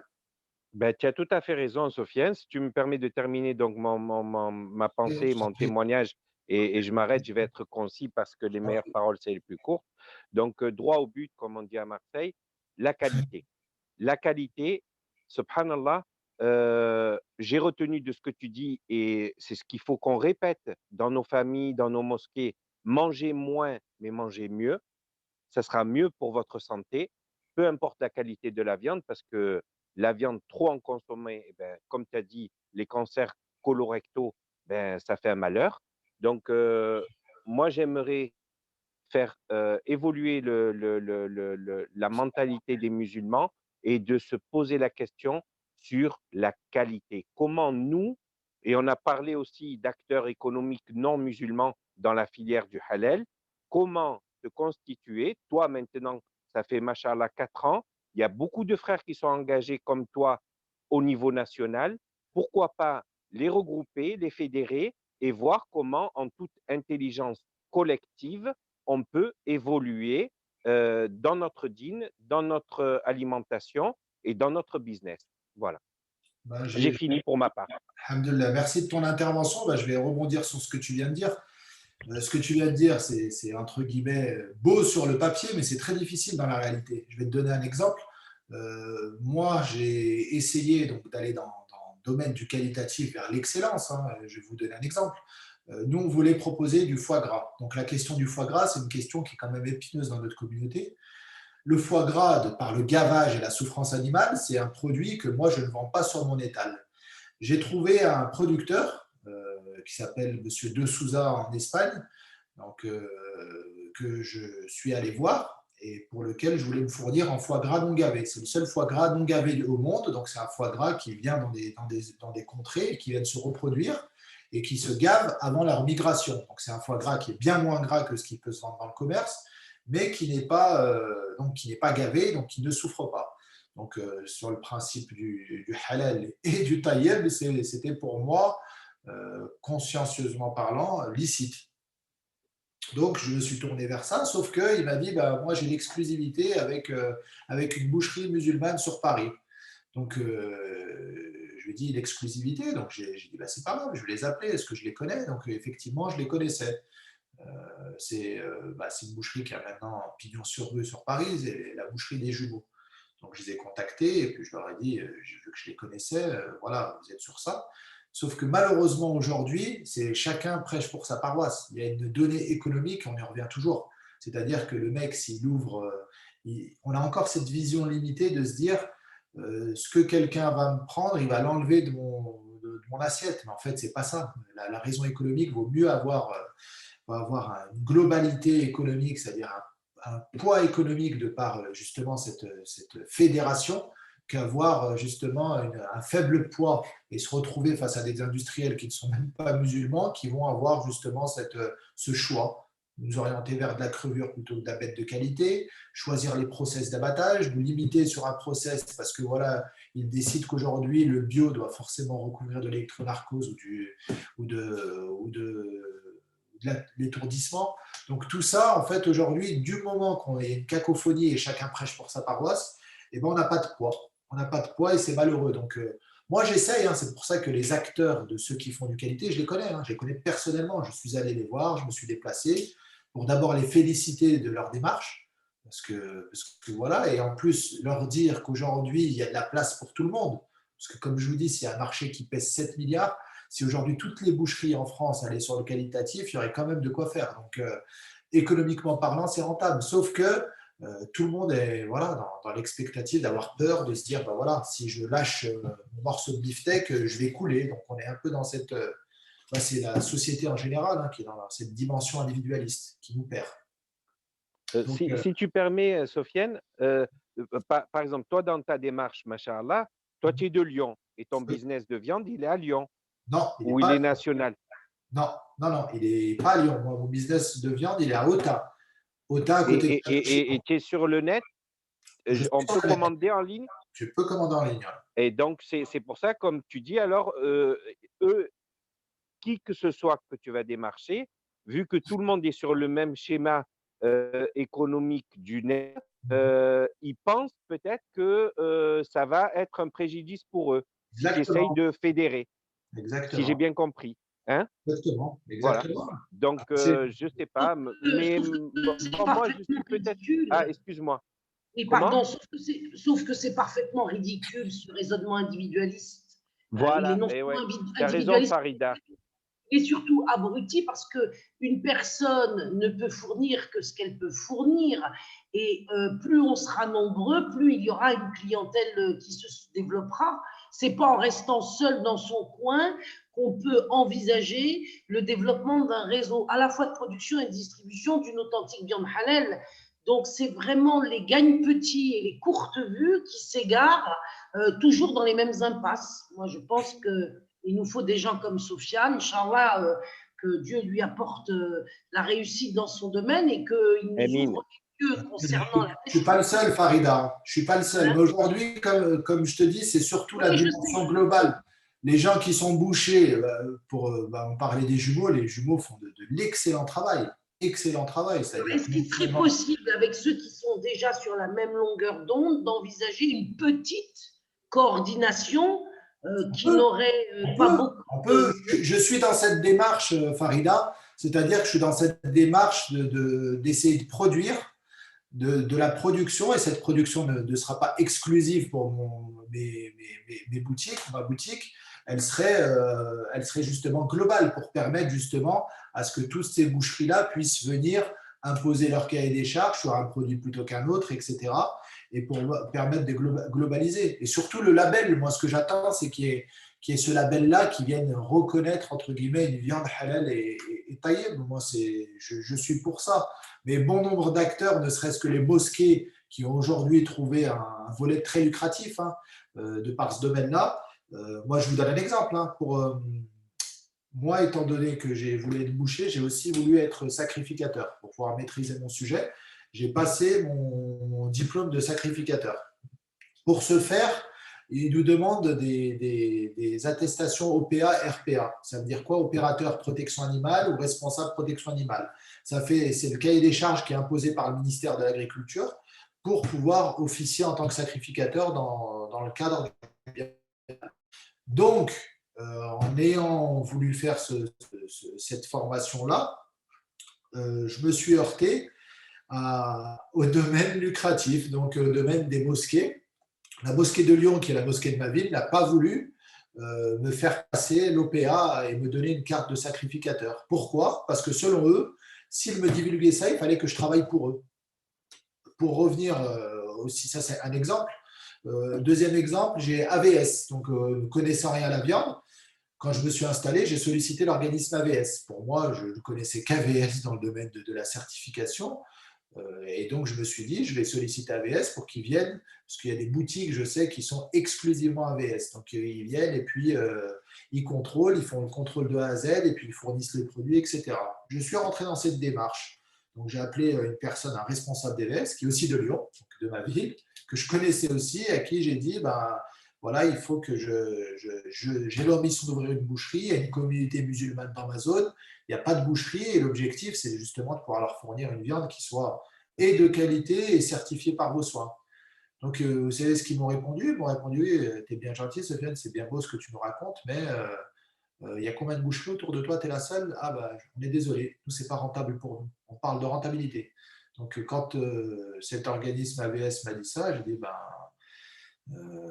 il devrait changer de nom. Pas ça. Je lui ai dit carrément, vous ne devriez pas vous appeler AVS, vous appelez ANS, à notre service, pas à votre service. Donc, je lui ai dit, heureusement qu'il n'y avait pas que. Donc, j'ai pu faire appel à d'autres organismes. Aujourd'hui, on est toujours dans cette considération économique. Toujours et malheureusement toujours. Donc, c'est difficile. L'ambition est telle que, voilà, faut qu'il y ait un mécène qui vienne fédérer avec soit des moyens colossaux, soit, je ne sais pas, qui est organisme de normalisation qui arrive à faire tout ça. Je ne sais pas quelle serait la démarche. Moi, à mon niveau, moi, comme je le dis, hein, tous ceux qui veulent venir et puis apprendre ou qui ont besoin de quelques conseils que ce soit pour l'ouverture, j'ai eu récemment un frère qui est frère de Brahim Asloum, l'ancien boxeur qui m'a contacté, qui ouvre une boucherie sur Bourgoin-Jallieu. Il a écho de ce que je faisais et puis il va venir incessamment sous peu avec Brahim Asloum qui est l'investisseur dans son projet pour justement essayer. Je lui dis, viens, moi je suis un livre ouvert, si je peux te donner toute la méthodologie et t'alarmer sur les points compliqués, je le fais. Après, je ne prétends pas être ma science infuse, mais du peu d'expérience que j'ai, je la mets à disposition. Mais ce n'est pas la mentalité de tous les bouchers et tous les acteurs du secteur économique. Et c'est ça qui, je pense, est dommageable dans notre cas, qui fait que nous n'avancerons pas dans certains cas. Sofiane, si tu Oui, me permets, est-ce que je peux intervenir? bien sûr. Quoi, ou Mohamed, quand tu dis que tu as démarché un frère de Lyon, responsable d'AVS, Oui, dans le but de te faire contrôler, on est bien d'accord? c'est ça. Bon, on t'a répondu, est-ce que autour de toi, il y a des boucheries de manière, parce que techniquement, concrètement, vu que j'ai été formé, je comprends un peu Oui. le système, hein. Je suis pas en train de défendre, je Non, dis non, ce que je non, non. pense. Moi, Je dis ce que je pense. on est dans Parce un que, débat parce d'ouverture où chacun donne son voilà, point de vue. voilà. Si imaginons, toi, tu es responsable d'AVS, tu Bien peux sûr. pas embaucher quelqu'un qui va venir contrôler que Monsieur Sofiane Boucherie. Tu vois ce que je veux dire? Je peux te Parce que répondre sur ce pour volet-là. contrôler, Je, peux- juste je termine et je te tu me laisse réponds. terminer, je vais te répondre. Techniquement, imaginons si moi je suis contrôleur d'AVS et je viens te contrôler dans ta boucherie. Au maximum, on va dire, ça va prendre 1 heure. On est d'accord? D'accord. Et je viendrai te contrôler chaque jour. D'accord? À l'improviste. Mais si il n'y a pas d'autres boucheries autour de toi qui vont me permettre d'avoir ce quota d'horaire pour pérenniser mon emploi, comment tu veux que AVS m'emploie? Tu vois ce que je veux dire? Je vois, Parce c'est pour que, ça que je vais te répondre. C'est pour ça qu'il faut vas-y, pas dis-moi, avoir Sofiane. une vue ciblée, il faut avoir une vue globale. AVS, Vas-y, je A- t'écoute, je t'écoute. AVS, c'est une entreprise. C'est une C'est une entreprise. association qui Oui, contrôle gratuitement les boucheries.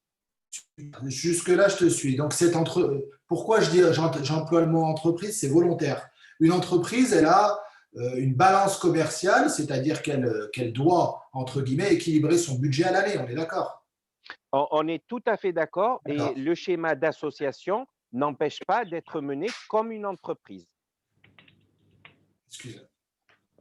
Ouais, excusez-moi. Oui, donc ce que je dis moi aujourd'hui, c'est que AVS dans certaines localités, moi je prends toujours l'exemple de Lyon parce que c'est ma ville, c'est les boucheries halal qui sont contrôlées et qui sont entre guillemets rentables pour cette entreprise sont bon nombre. Donc en fait, moi la démarche que je dis, c'est qu'aujourd'hui, la démarche d'AVS, c'est une démarche économique. Parce que si ce ne serait pas une démarche économique, c'est une démarche de service, comme on disait, de service. Il se dirait, aujourd'hui, j'ai une population musulmane qui est dans une localité qui est perdue et qui va nous coûter, je sais que c'est économiquement parlant sur ce point précis de venir me contrôler moi, économiquement parlant, ce n'est pas rentable. Mais dans la globalité d'AVS, tu ne vas pas me dire que leur budget n'est pas excédentaire sur les autres activités qu'ils puissent avoir en parallèle. Donc moi, ce que je dis, la démarche que j'aurais entreprise, si j'étais à leur place, mais je ne le suis pas, et c'est pour ça que je ne prétends pas tout savoir et tout maîtriser. Moi, je suis capable de perdre d'un côté pour favoriser une communauté et faire en sorte qu'il y ait une certification et puis un suivi et faire en sorte que la population musulmane de cette localité mange, quitte à ce que je perde, mais que je gagne de l'autre côté ce que j'ai perdu de ce côté-là. Donc, c'est une balance, en fait. Eux ne sont pas posés la question. Ils ont balayé la question d'une main. Ce n'est pas rentable pour nous de nous envoyer. Merci, au revoir. Ils ne se sont pas dit, il y a 200 familles qui vivent dans le coin. Si on ne les contrôle pas, c'est qui va les contrôler? Peut-être qu'ils vont manger de la viande pas halal ou qu'ils vont y être menés en bateau par l'abattoir. Il n'y a même pas eu cette démarche-là. Le débat a duré 10 minutes. Non, j'ai eu plusieurs appels. Donc, sur plusieurs appels, une fois que la localité s'est faite, on m'a dit, écoutez, ce n'est pas rentable pour nous, merci, au revoir. Donc, c'est cette démarche que je n'ai pas appréciée. Après, moi, j'ai sollicité d'autres personnes. Je vais prendre l'exemple de Halal Service.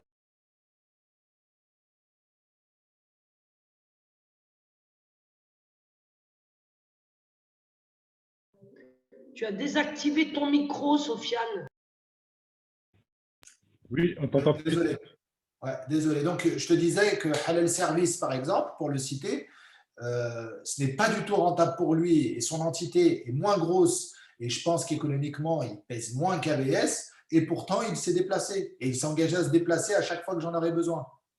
Donc après, moi, je pense que c'est une histoire de conscience parce que sur un point, moi, si j'avais été à leur place, même si je perds pour cette entité-là, je sais que globalement, AVS, c'est pas Sofiane qui va leur faire couler la boîte, entre guillemets.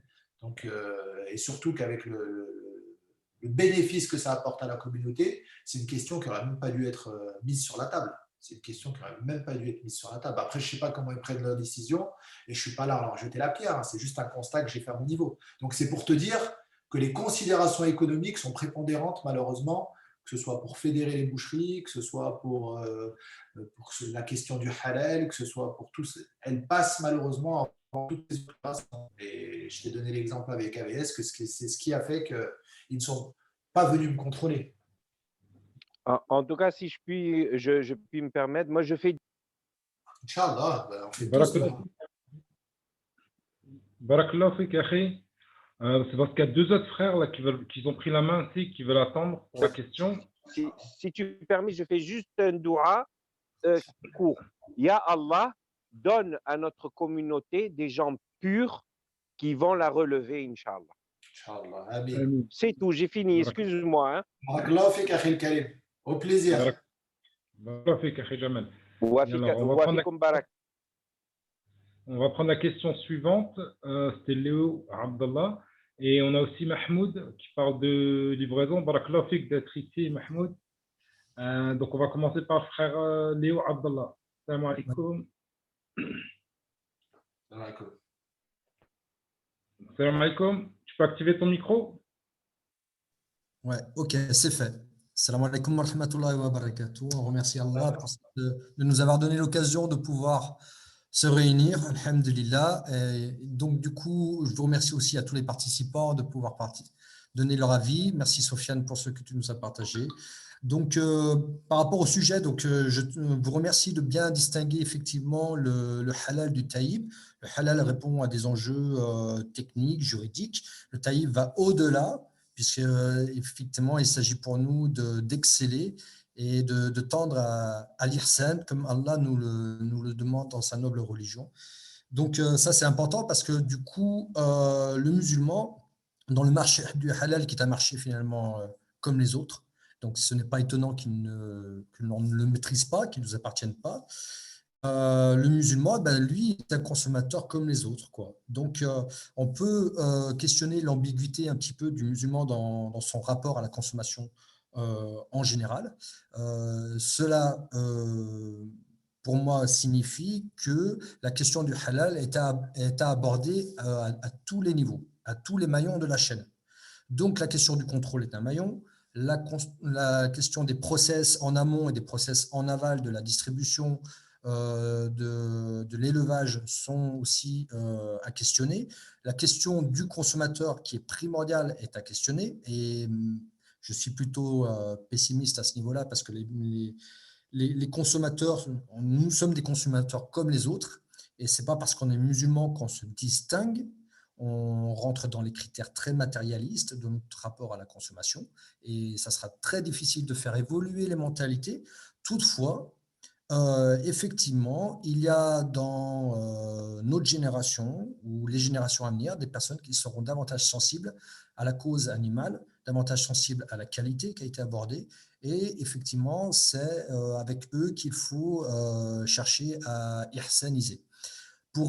Pour parler de notre situation ici à Toulouse, puisque je fais partie d'une association de consommateurs musulmans responsables, on a un objectif local qui est de donner la possibilité aux musulmans de contrôler un groupe de commerçants qui certifie de la viande halal et taïb. Voilà.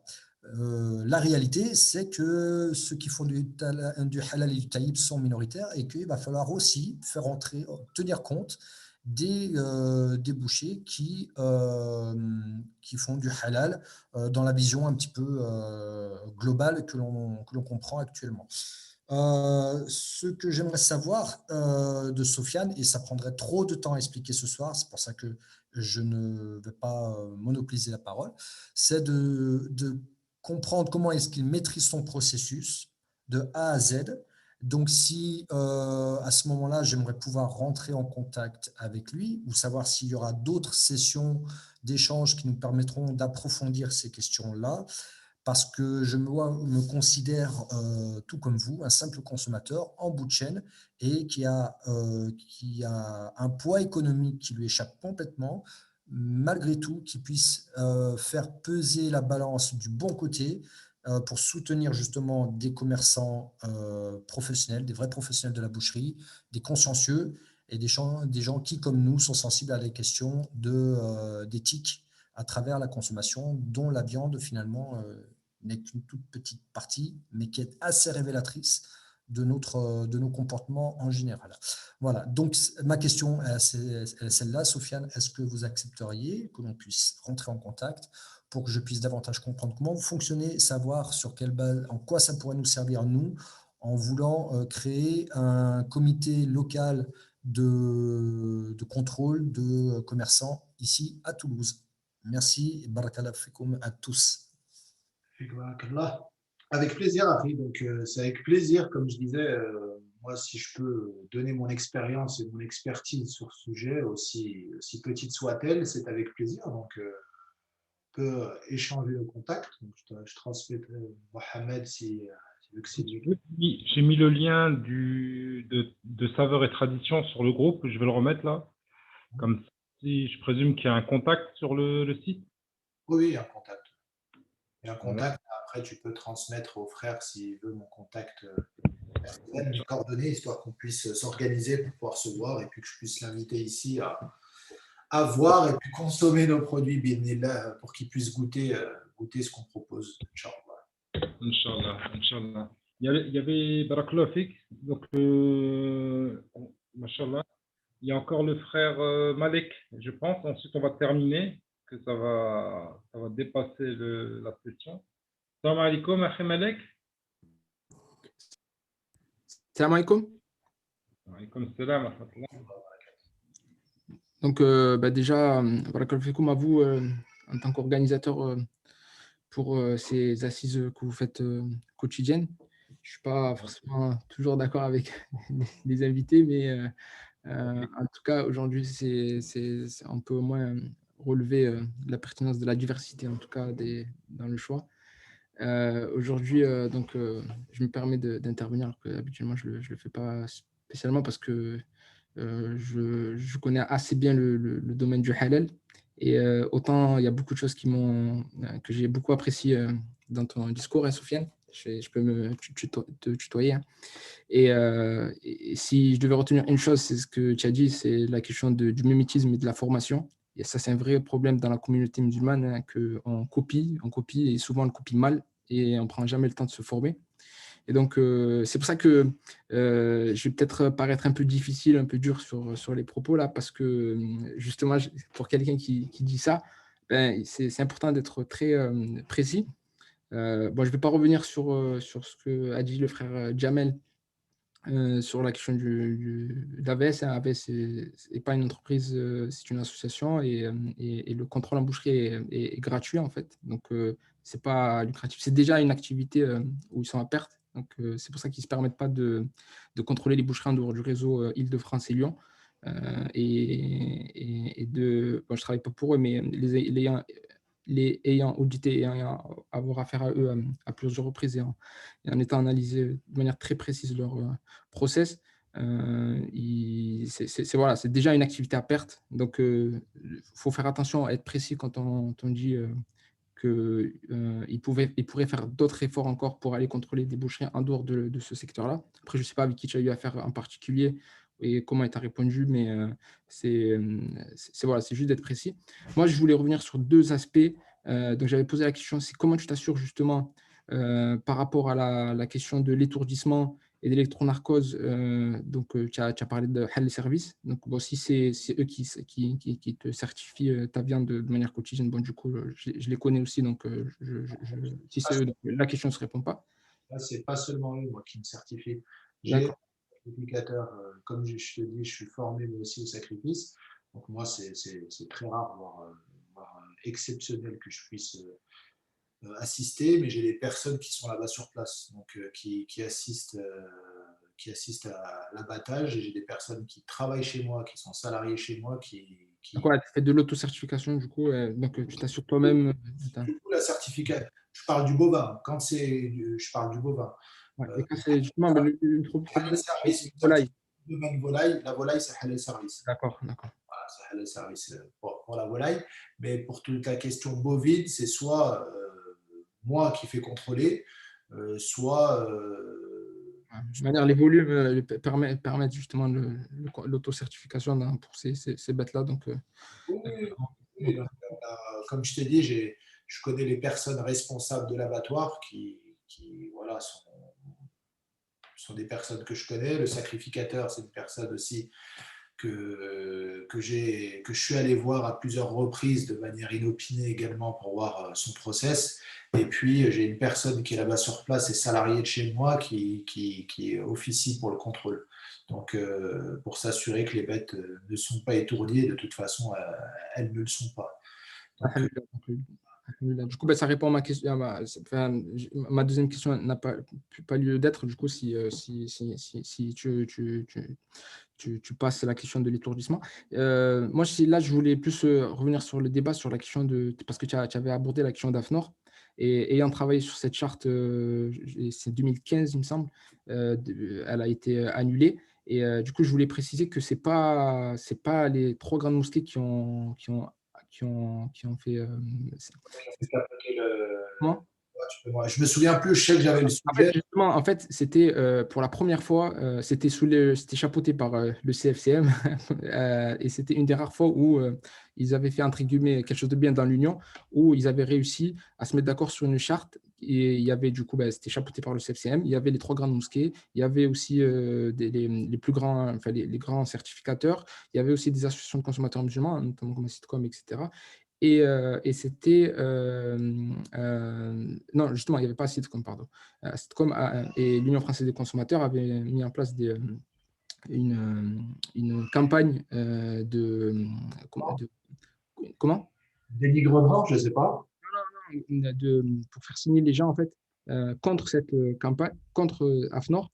Finalement, c'était François Hollande, en fait, qui avait mis la pression sur AFNOR en disant maintenant, vous arrêtez.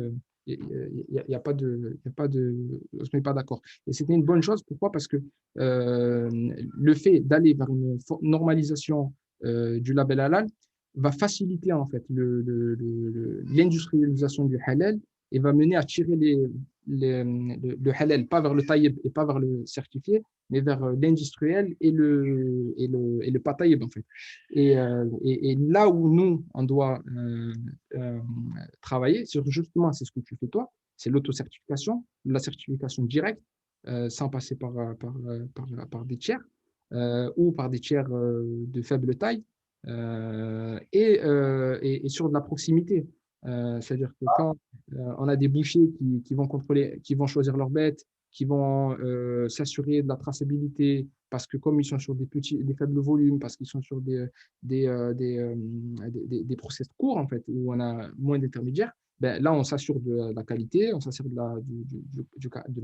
halal, du halal. Et puis, c'est comme ça qu'on peut tirer les prix vers un juste prix, c'est-à-dire ni trop cher, ni trop peu cher, hein, et c'est ce qui mène aux dérives de la mauvaise qualité. Et du coup, on a affaire à des vrais bouchers qui vont pouvoir sensibiliser aussi leurs clients à manger moins de viande. C'est paradoxal pour un commerçant d'inciter ses commerçants à moins de manger. Et du coup, c'est ça qu'il faut encourager. C'est pour ça que j'en profite pour prendre la parole, et parce qu'il y a pas mal d'étudiants, je sais, du Château Chinon et d'autres. Voilà, il faut vraiment aller vers du plus court, de la proximité, du circuit court, du circuit local, de plus de qualité, et surtout, il faut être intransigeant sur la certification. C'est-à-dire qu'on a beaucoup parlé d'AVS et de Service, ce sont les deux rares organismes de certification que sur la question la certification de la traçabilité sont sérieux. Reste le travail sur la question de la qualité du taïb. Et ça, malheureusement, c'est là où on est peut-être le plus défaillant. Mais alhamdoulilah, il y a de plus en plus d'initiatives un peu partout en France qui voient le jour. Hein. Moi, je pense beaucoup aussi, par exemple, là, il y avait le frère Léo qui avait pris la parole avec son association Nature Halal qui font pas mal de sensibilisation. Il y a le réseau H+, il y a j'ai cité tout à l'heure l'Union française des consommateurs, même s'ils sont plus trop actifs. Il y a pas mal il y a des boucheries comme Biolal, il y a Bionour, il y a une autre aussi boucherie, comment il s'appelle, le frère qui avait fait Koh-Lanta. Il y a Bio aussi à Paris.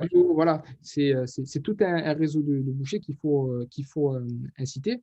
Mais voilà, il y a notre piège aussi, en allant comme ça, en se focalisant, en ayant des produits d'aller vers une clientèle de cadres supérieurs et que ça ne soit pas accessible. Donc, c'est tout tu as parlé d'approche systémique, approche globale tout à l'heure pour parler d'AVS. Et ça, c'est quelque chose d'intéressant. C'est même dans le commerce, d'essayer d'avoir une approche globale. Comment allier traçabilité, qualité, certification, prix juste, aliments raisonnés.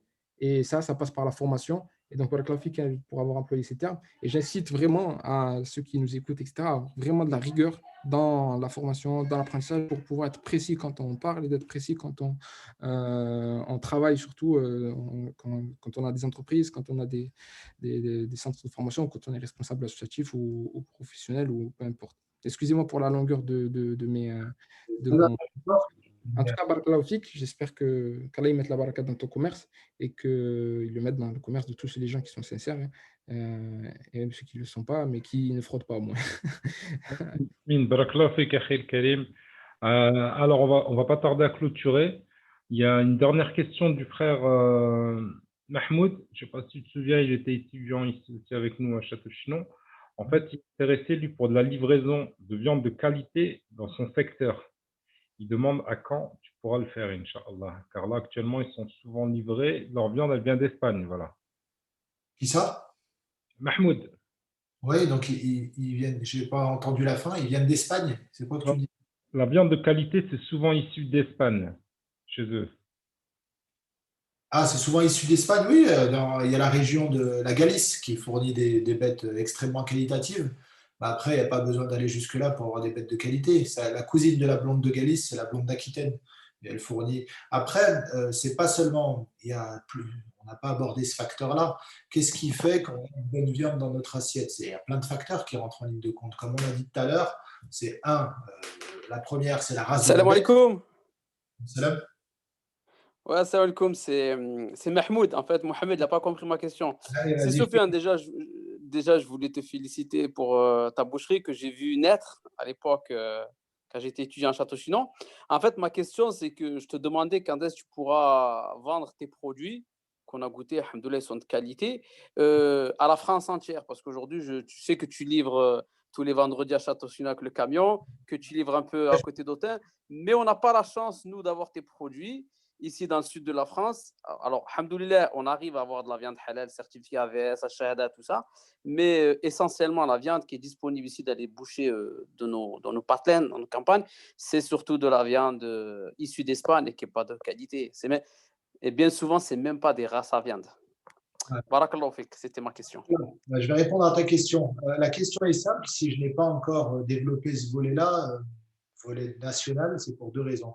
C'est que, comme le disait le frère Malek tout à l'heure, pour maîtriser mon sujet, aujourd'hui, si je dis n'importe quoi, si je n'ai que des avants qui passent moi, je prends des bêtes entières, c'est-à-dire je sélectionne la bête elle est entièrement pour moi, de A à Z. Donc aujourd'hui, on a aussi la partie restauration qui est consommatrice de denrées, donc on passe une quantité de viande qui est assez conséquente, donc on maîtrise notre sujet de par ce biais-là.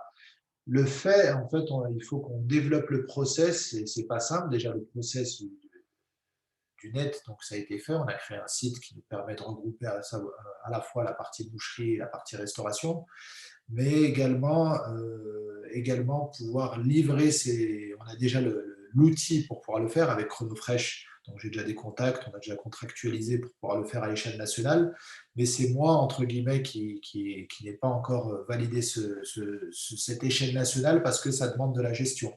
De la gestion, on ne voit pas le produit fini. Vous livrez de la viande, ce serait simple. Si tu me dis aujourd'hui, livre-moi un steak à une personne ou un beefsteak ou peu importe ce que tu me demandes, je pourrais le faire. Mais à l'échelle industrielle, entre guillemets, aujourd'hui, je ne sais pas et je ne peux pas le faire de par la maîtrise que je ne peux pas avoir. C'est pour ça qu'aujourd'hui, mon outil économique ne le permet pas. À petite échelle, oui, c'est-à-dire si j'ai des demandes ponctuelles, je peux le faire. Une demande d'une personne qui dit bah, je suis de Marseille, si tu me dis est-ce que je peux goûter de la viande, je pourrais te l'envoyer ponctuellement parce que je sais le faire avec Chronofresh, ils peuvent venir me chercher. Ça a un coût qui peut être supporté, donc qui n'est pas exorbitant, mais à échelle industrielle, entre guillemets, inonder la France avec tout, c'est tout un. Je pourrais être amené à le faire, sauf qu'aujourd'hui, j'ai plus axé mon développement sur la partie restauration, vu que la partie restauration fait un éco-local qui est assez important, donc on développe plein de nouvelles choses et le volet livraison, etc. Donc c'est tout un process. Mais à terme, Inch'Allah, je pourrais le faire. Te dire quand, je ne sais pas. À moyen terme, je pense. Aujourd'hui, je le fais. Je le fais comme tu le sais à Château-Chinon. Donc, c'est l'engagement et ce qui a fait l'initiation de mon projet, c'est que justement, mon objectif était de fournir chaque semaine aux étudiants et leurs familles de la viande à Château-Chinon.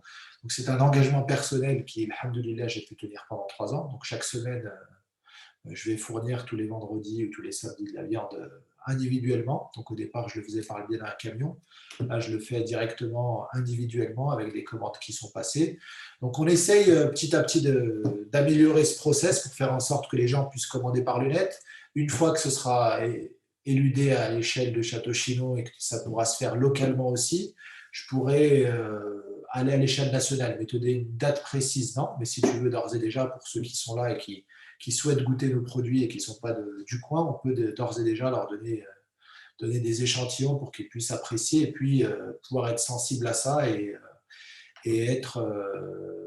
pouvoir soit venir s'approvisionner ici s'ils ne sont pas locaux ou aller chercher dans leur région ou même me demander conseil sur certaines boucheries et sur les produits s'ils ont besoin. C'est avec plaisir que je pourrais les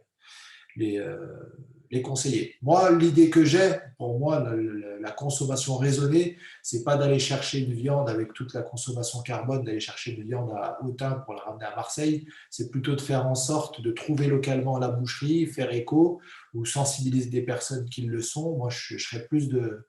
Je ne suis pas à prêcher pour ma paroisse. Donc, s'il y a des personnes, des bouchers qui sont sensibles et qui veulent avoir cet écho et certaines explications de par ma part ou de la part de personnes compétentes. Donc, je pense que c'est la démarche la plus saine et la plus sereine, je pense. Après, je ne sais pas si vous me rejoignez. Je vois le frère Malek qui dit qu'il est d'accord. Donc, je pense que c'est la bonne démarche. J'espère avoir répondu à ta question, Mahmoud.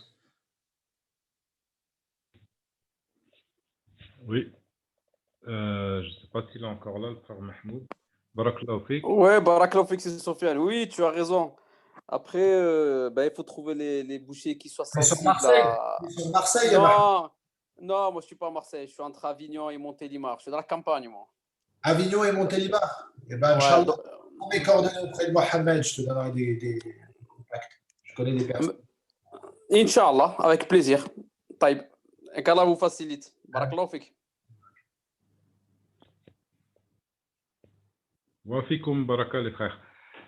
Donc là, on va clôturer, Inch'Allah. Je voulais te remercier, frère Sofiane, qu'Allah te récompense de passer dans ton commerce pour être venu nous donner ton temps, nous informer sur la viande halal. Barakallahu fik, akhi. Je voulais remercier toutes les personnes qui ont réussi à rester aussi tard. On devait clôturer normalement avec une dua. Le frère Salah, il me dit qu'il est en livraison. Donc, je vais annoncer l'invité de la semaine prochaine, Inch'Allah. Ce sera. Ah ben non, il est en live, il me dit qu'il arrive. La semaine prochaine, Inch'Allah, on reçoit le frère Abdelaziz Chambi du CRI. Donc, il connaît bien l'IESH, il est déjà venu ici, il va nous faire une intervention. Voilà. Donc, Balak, tu voulais clôturer, tu voulais terminer avec quelque chose?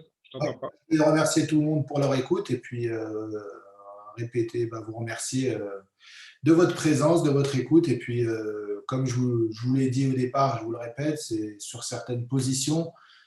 Voilà, je ne prétends pas être la science infuse, donc c'est ma sensibilité, mon expérience, j'ai essayé de vous faire partager, en espérant, moi, mon souhait le plus sincère, c'est que ce qui s'est dit aujourd'hui puisse avoir écho déjà pour votre consommation personnelle et puis autour de vous, et puis sensibiliser un maximum de personnes pour qu'Inch'Allah, on soit en alerte vis-à-vis de ce qu'on ingère et pour qu'au final, on puisse avoir une consommation raisonnée, Inch'Allah. Inch'Allah, Inch'Allah. Jazakallah khair, akhi Sofiane. Merci à toutes et à tous. Barakallahu fikoum. Je vais vous laisser sur ces mots. Assalamu alaikum wa rahmatullahi ta'ala wa barakatuh. Assalamu alaikum. Bonne soirée à tous.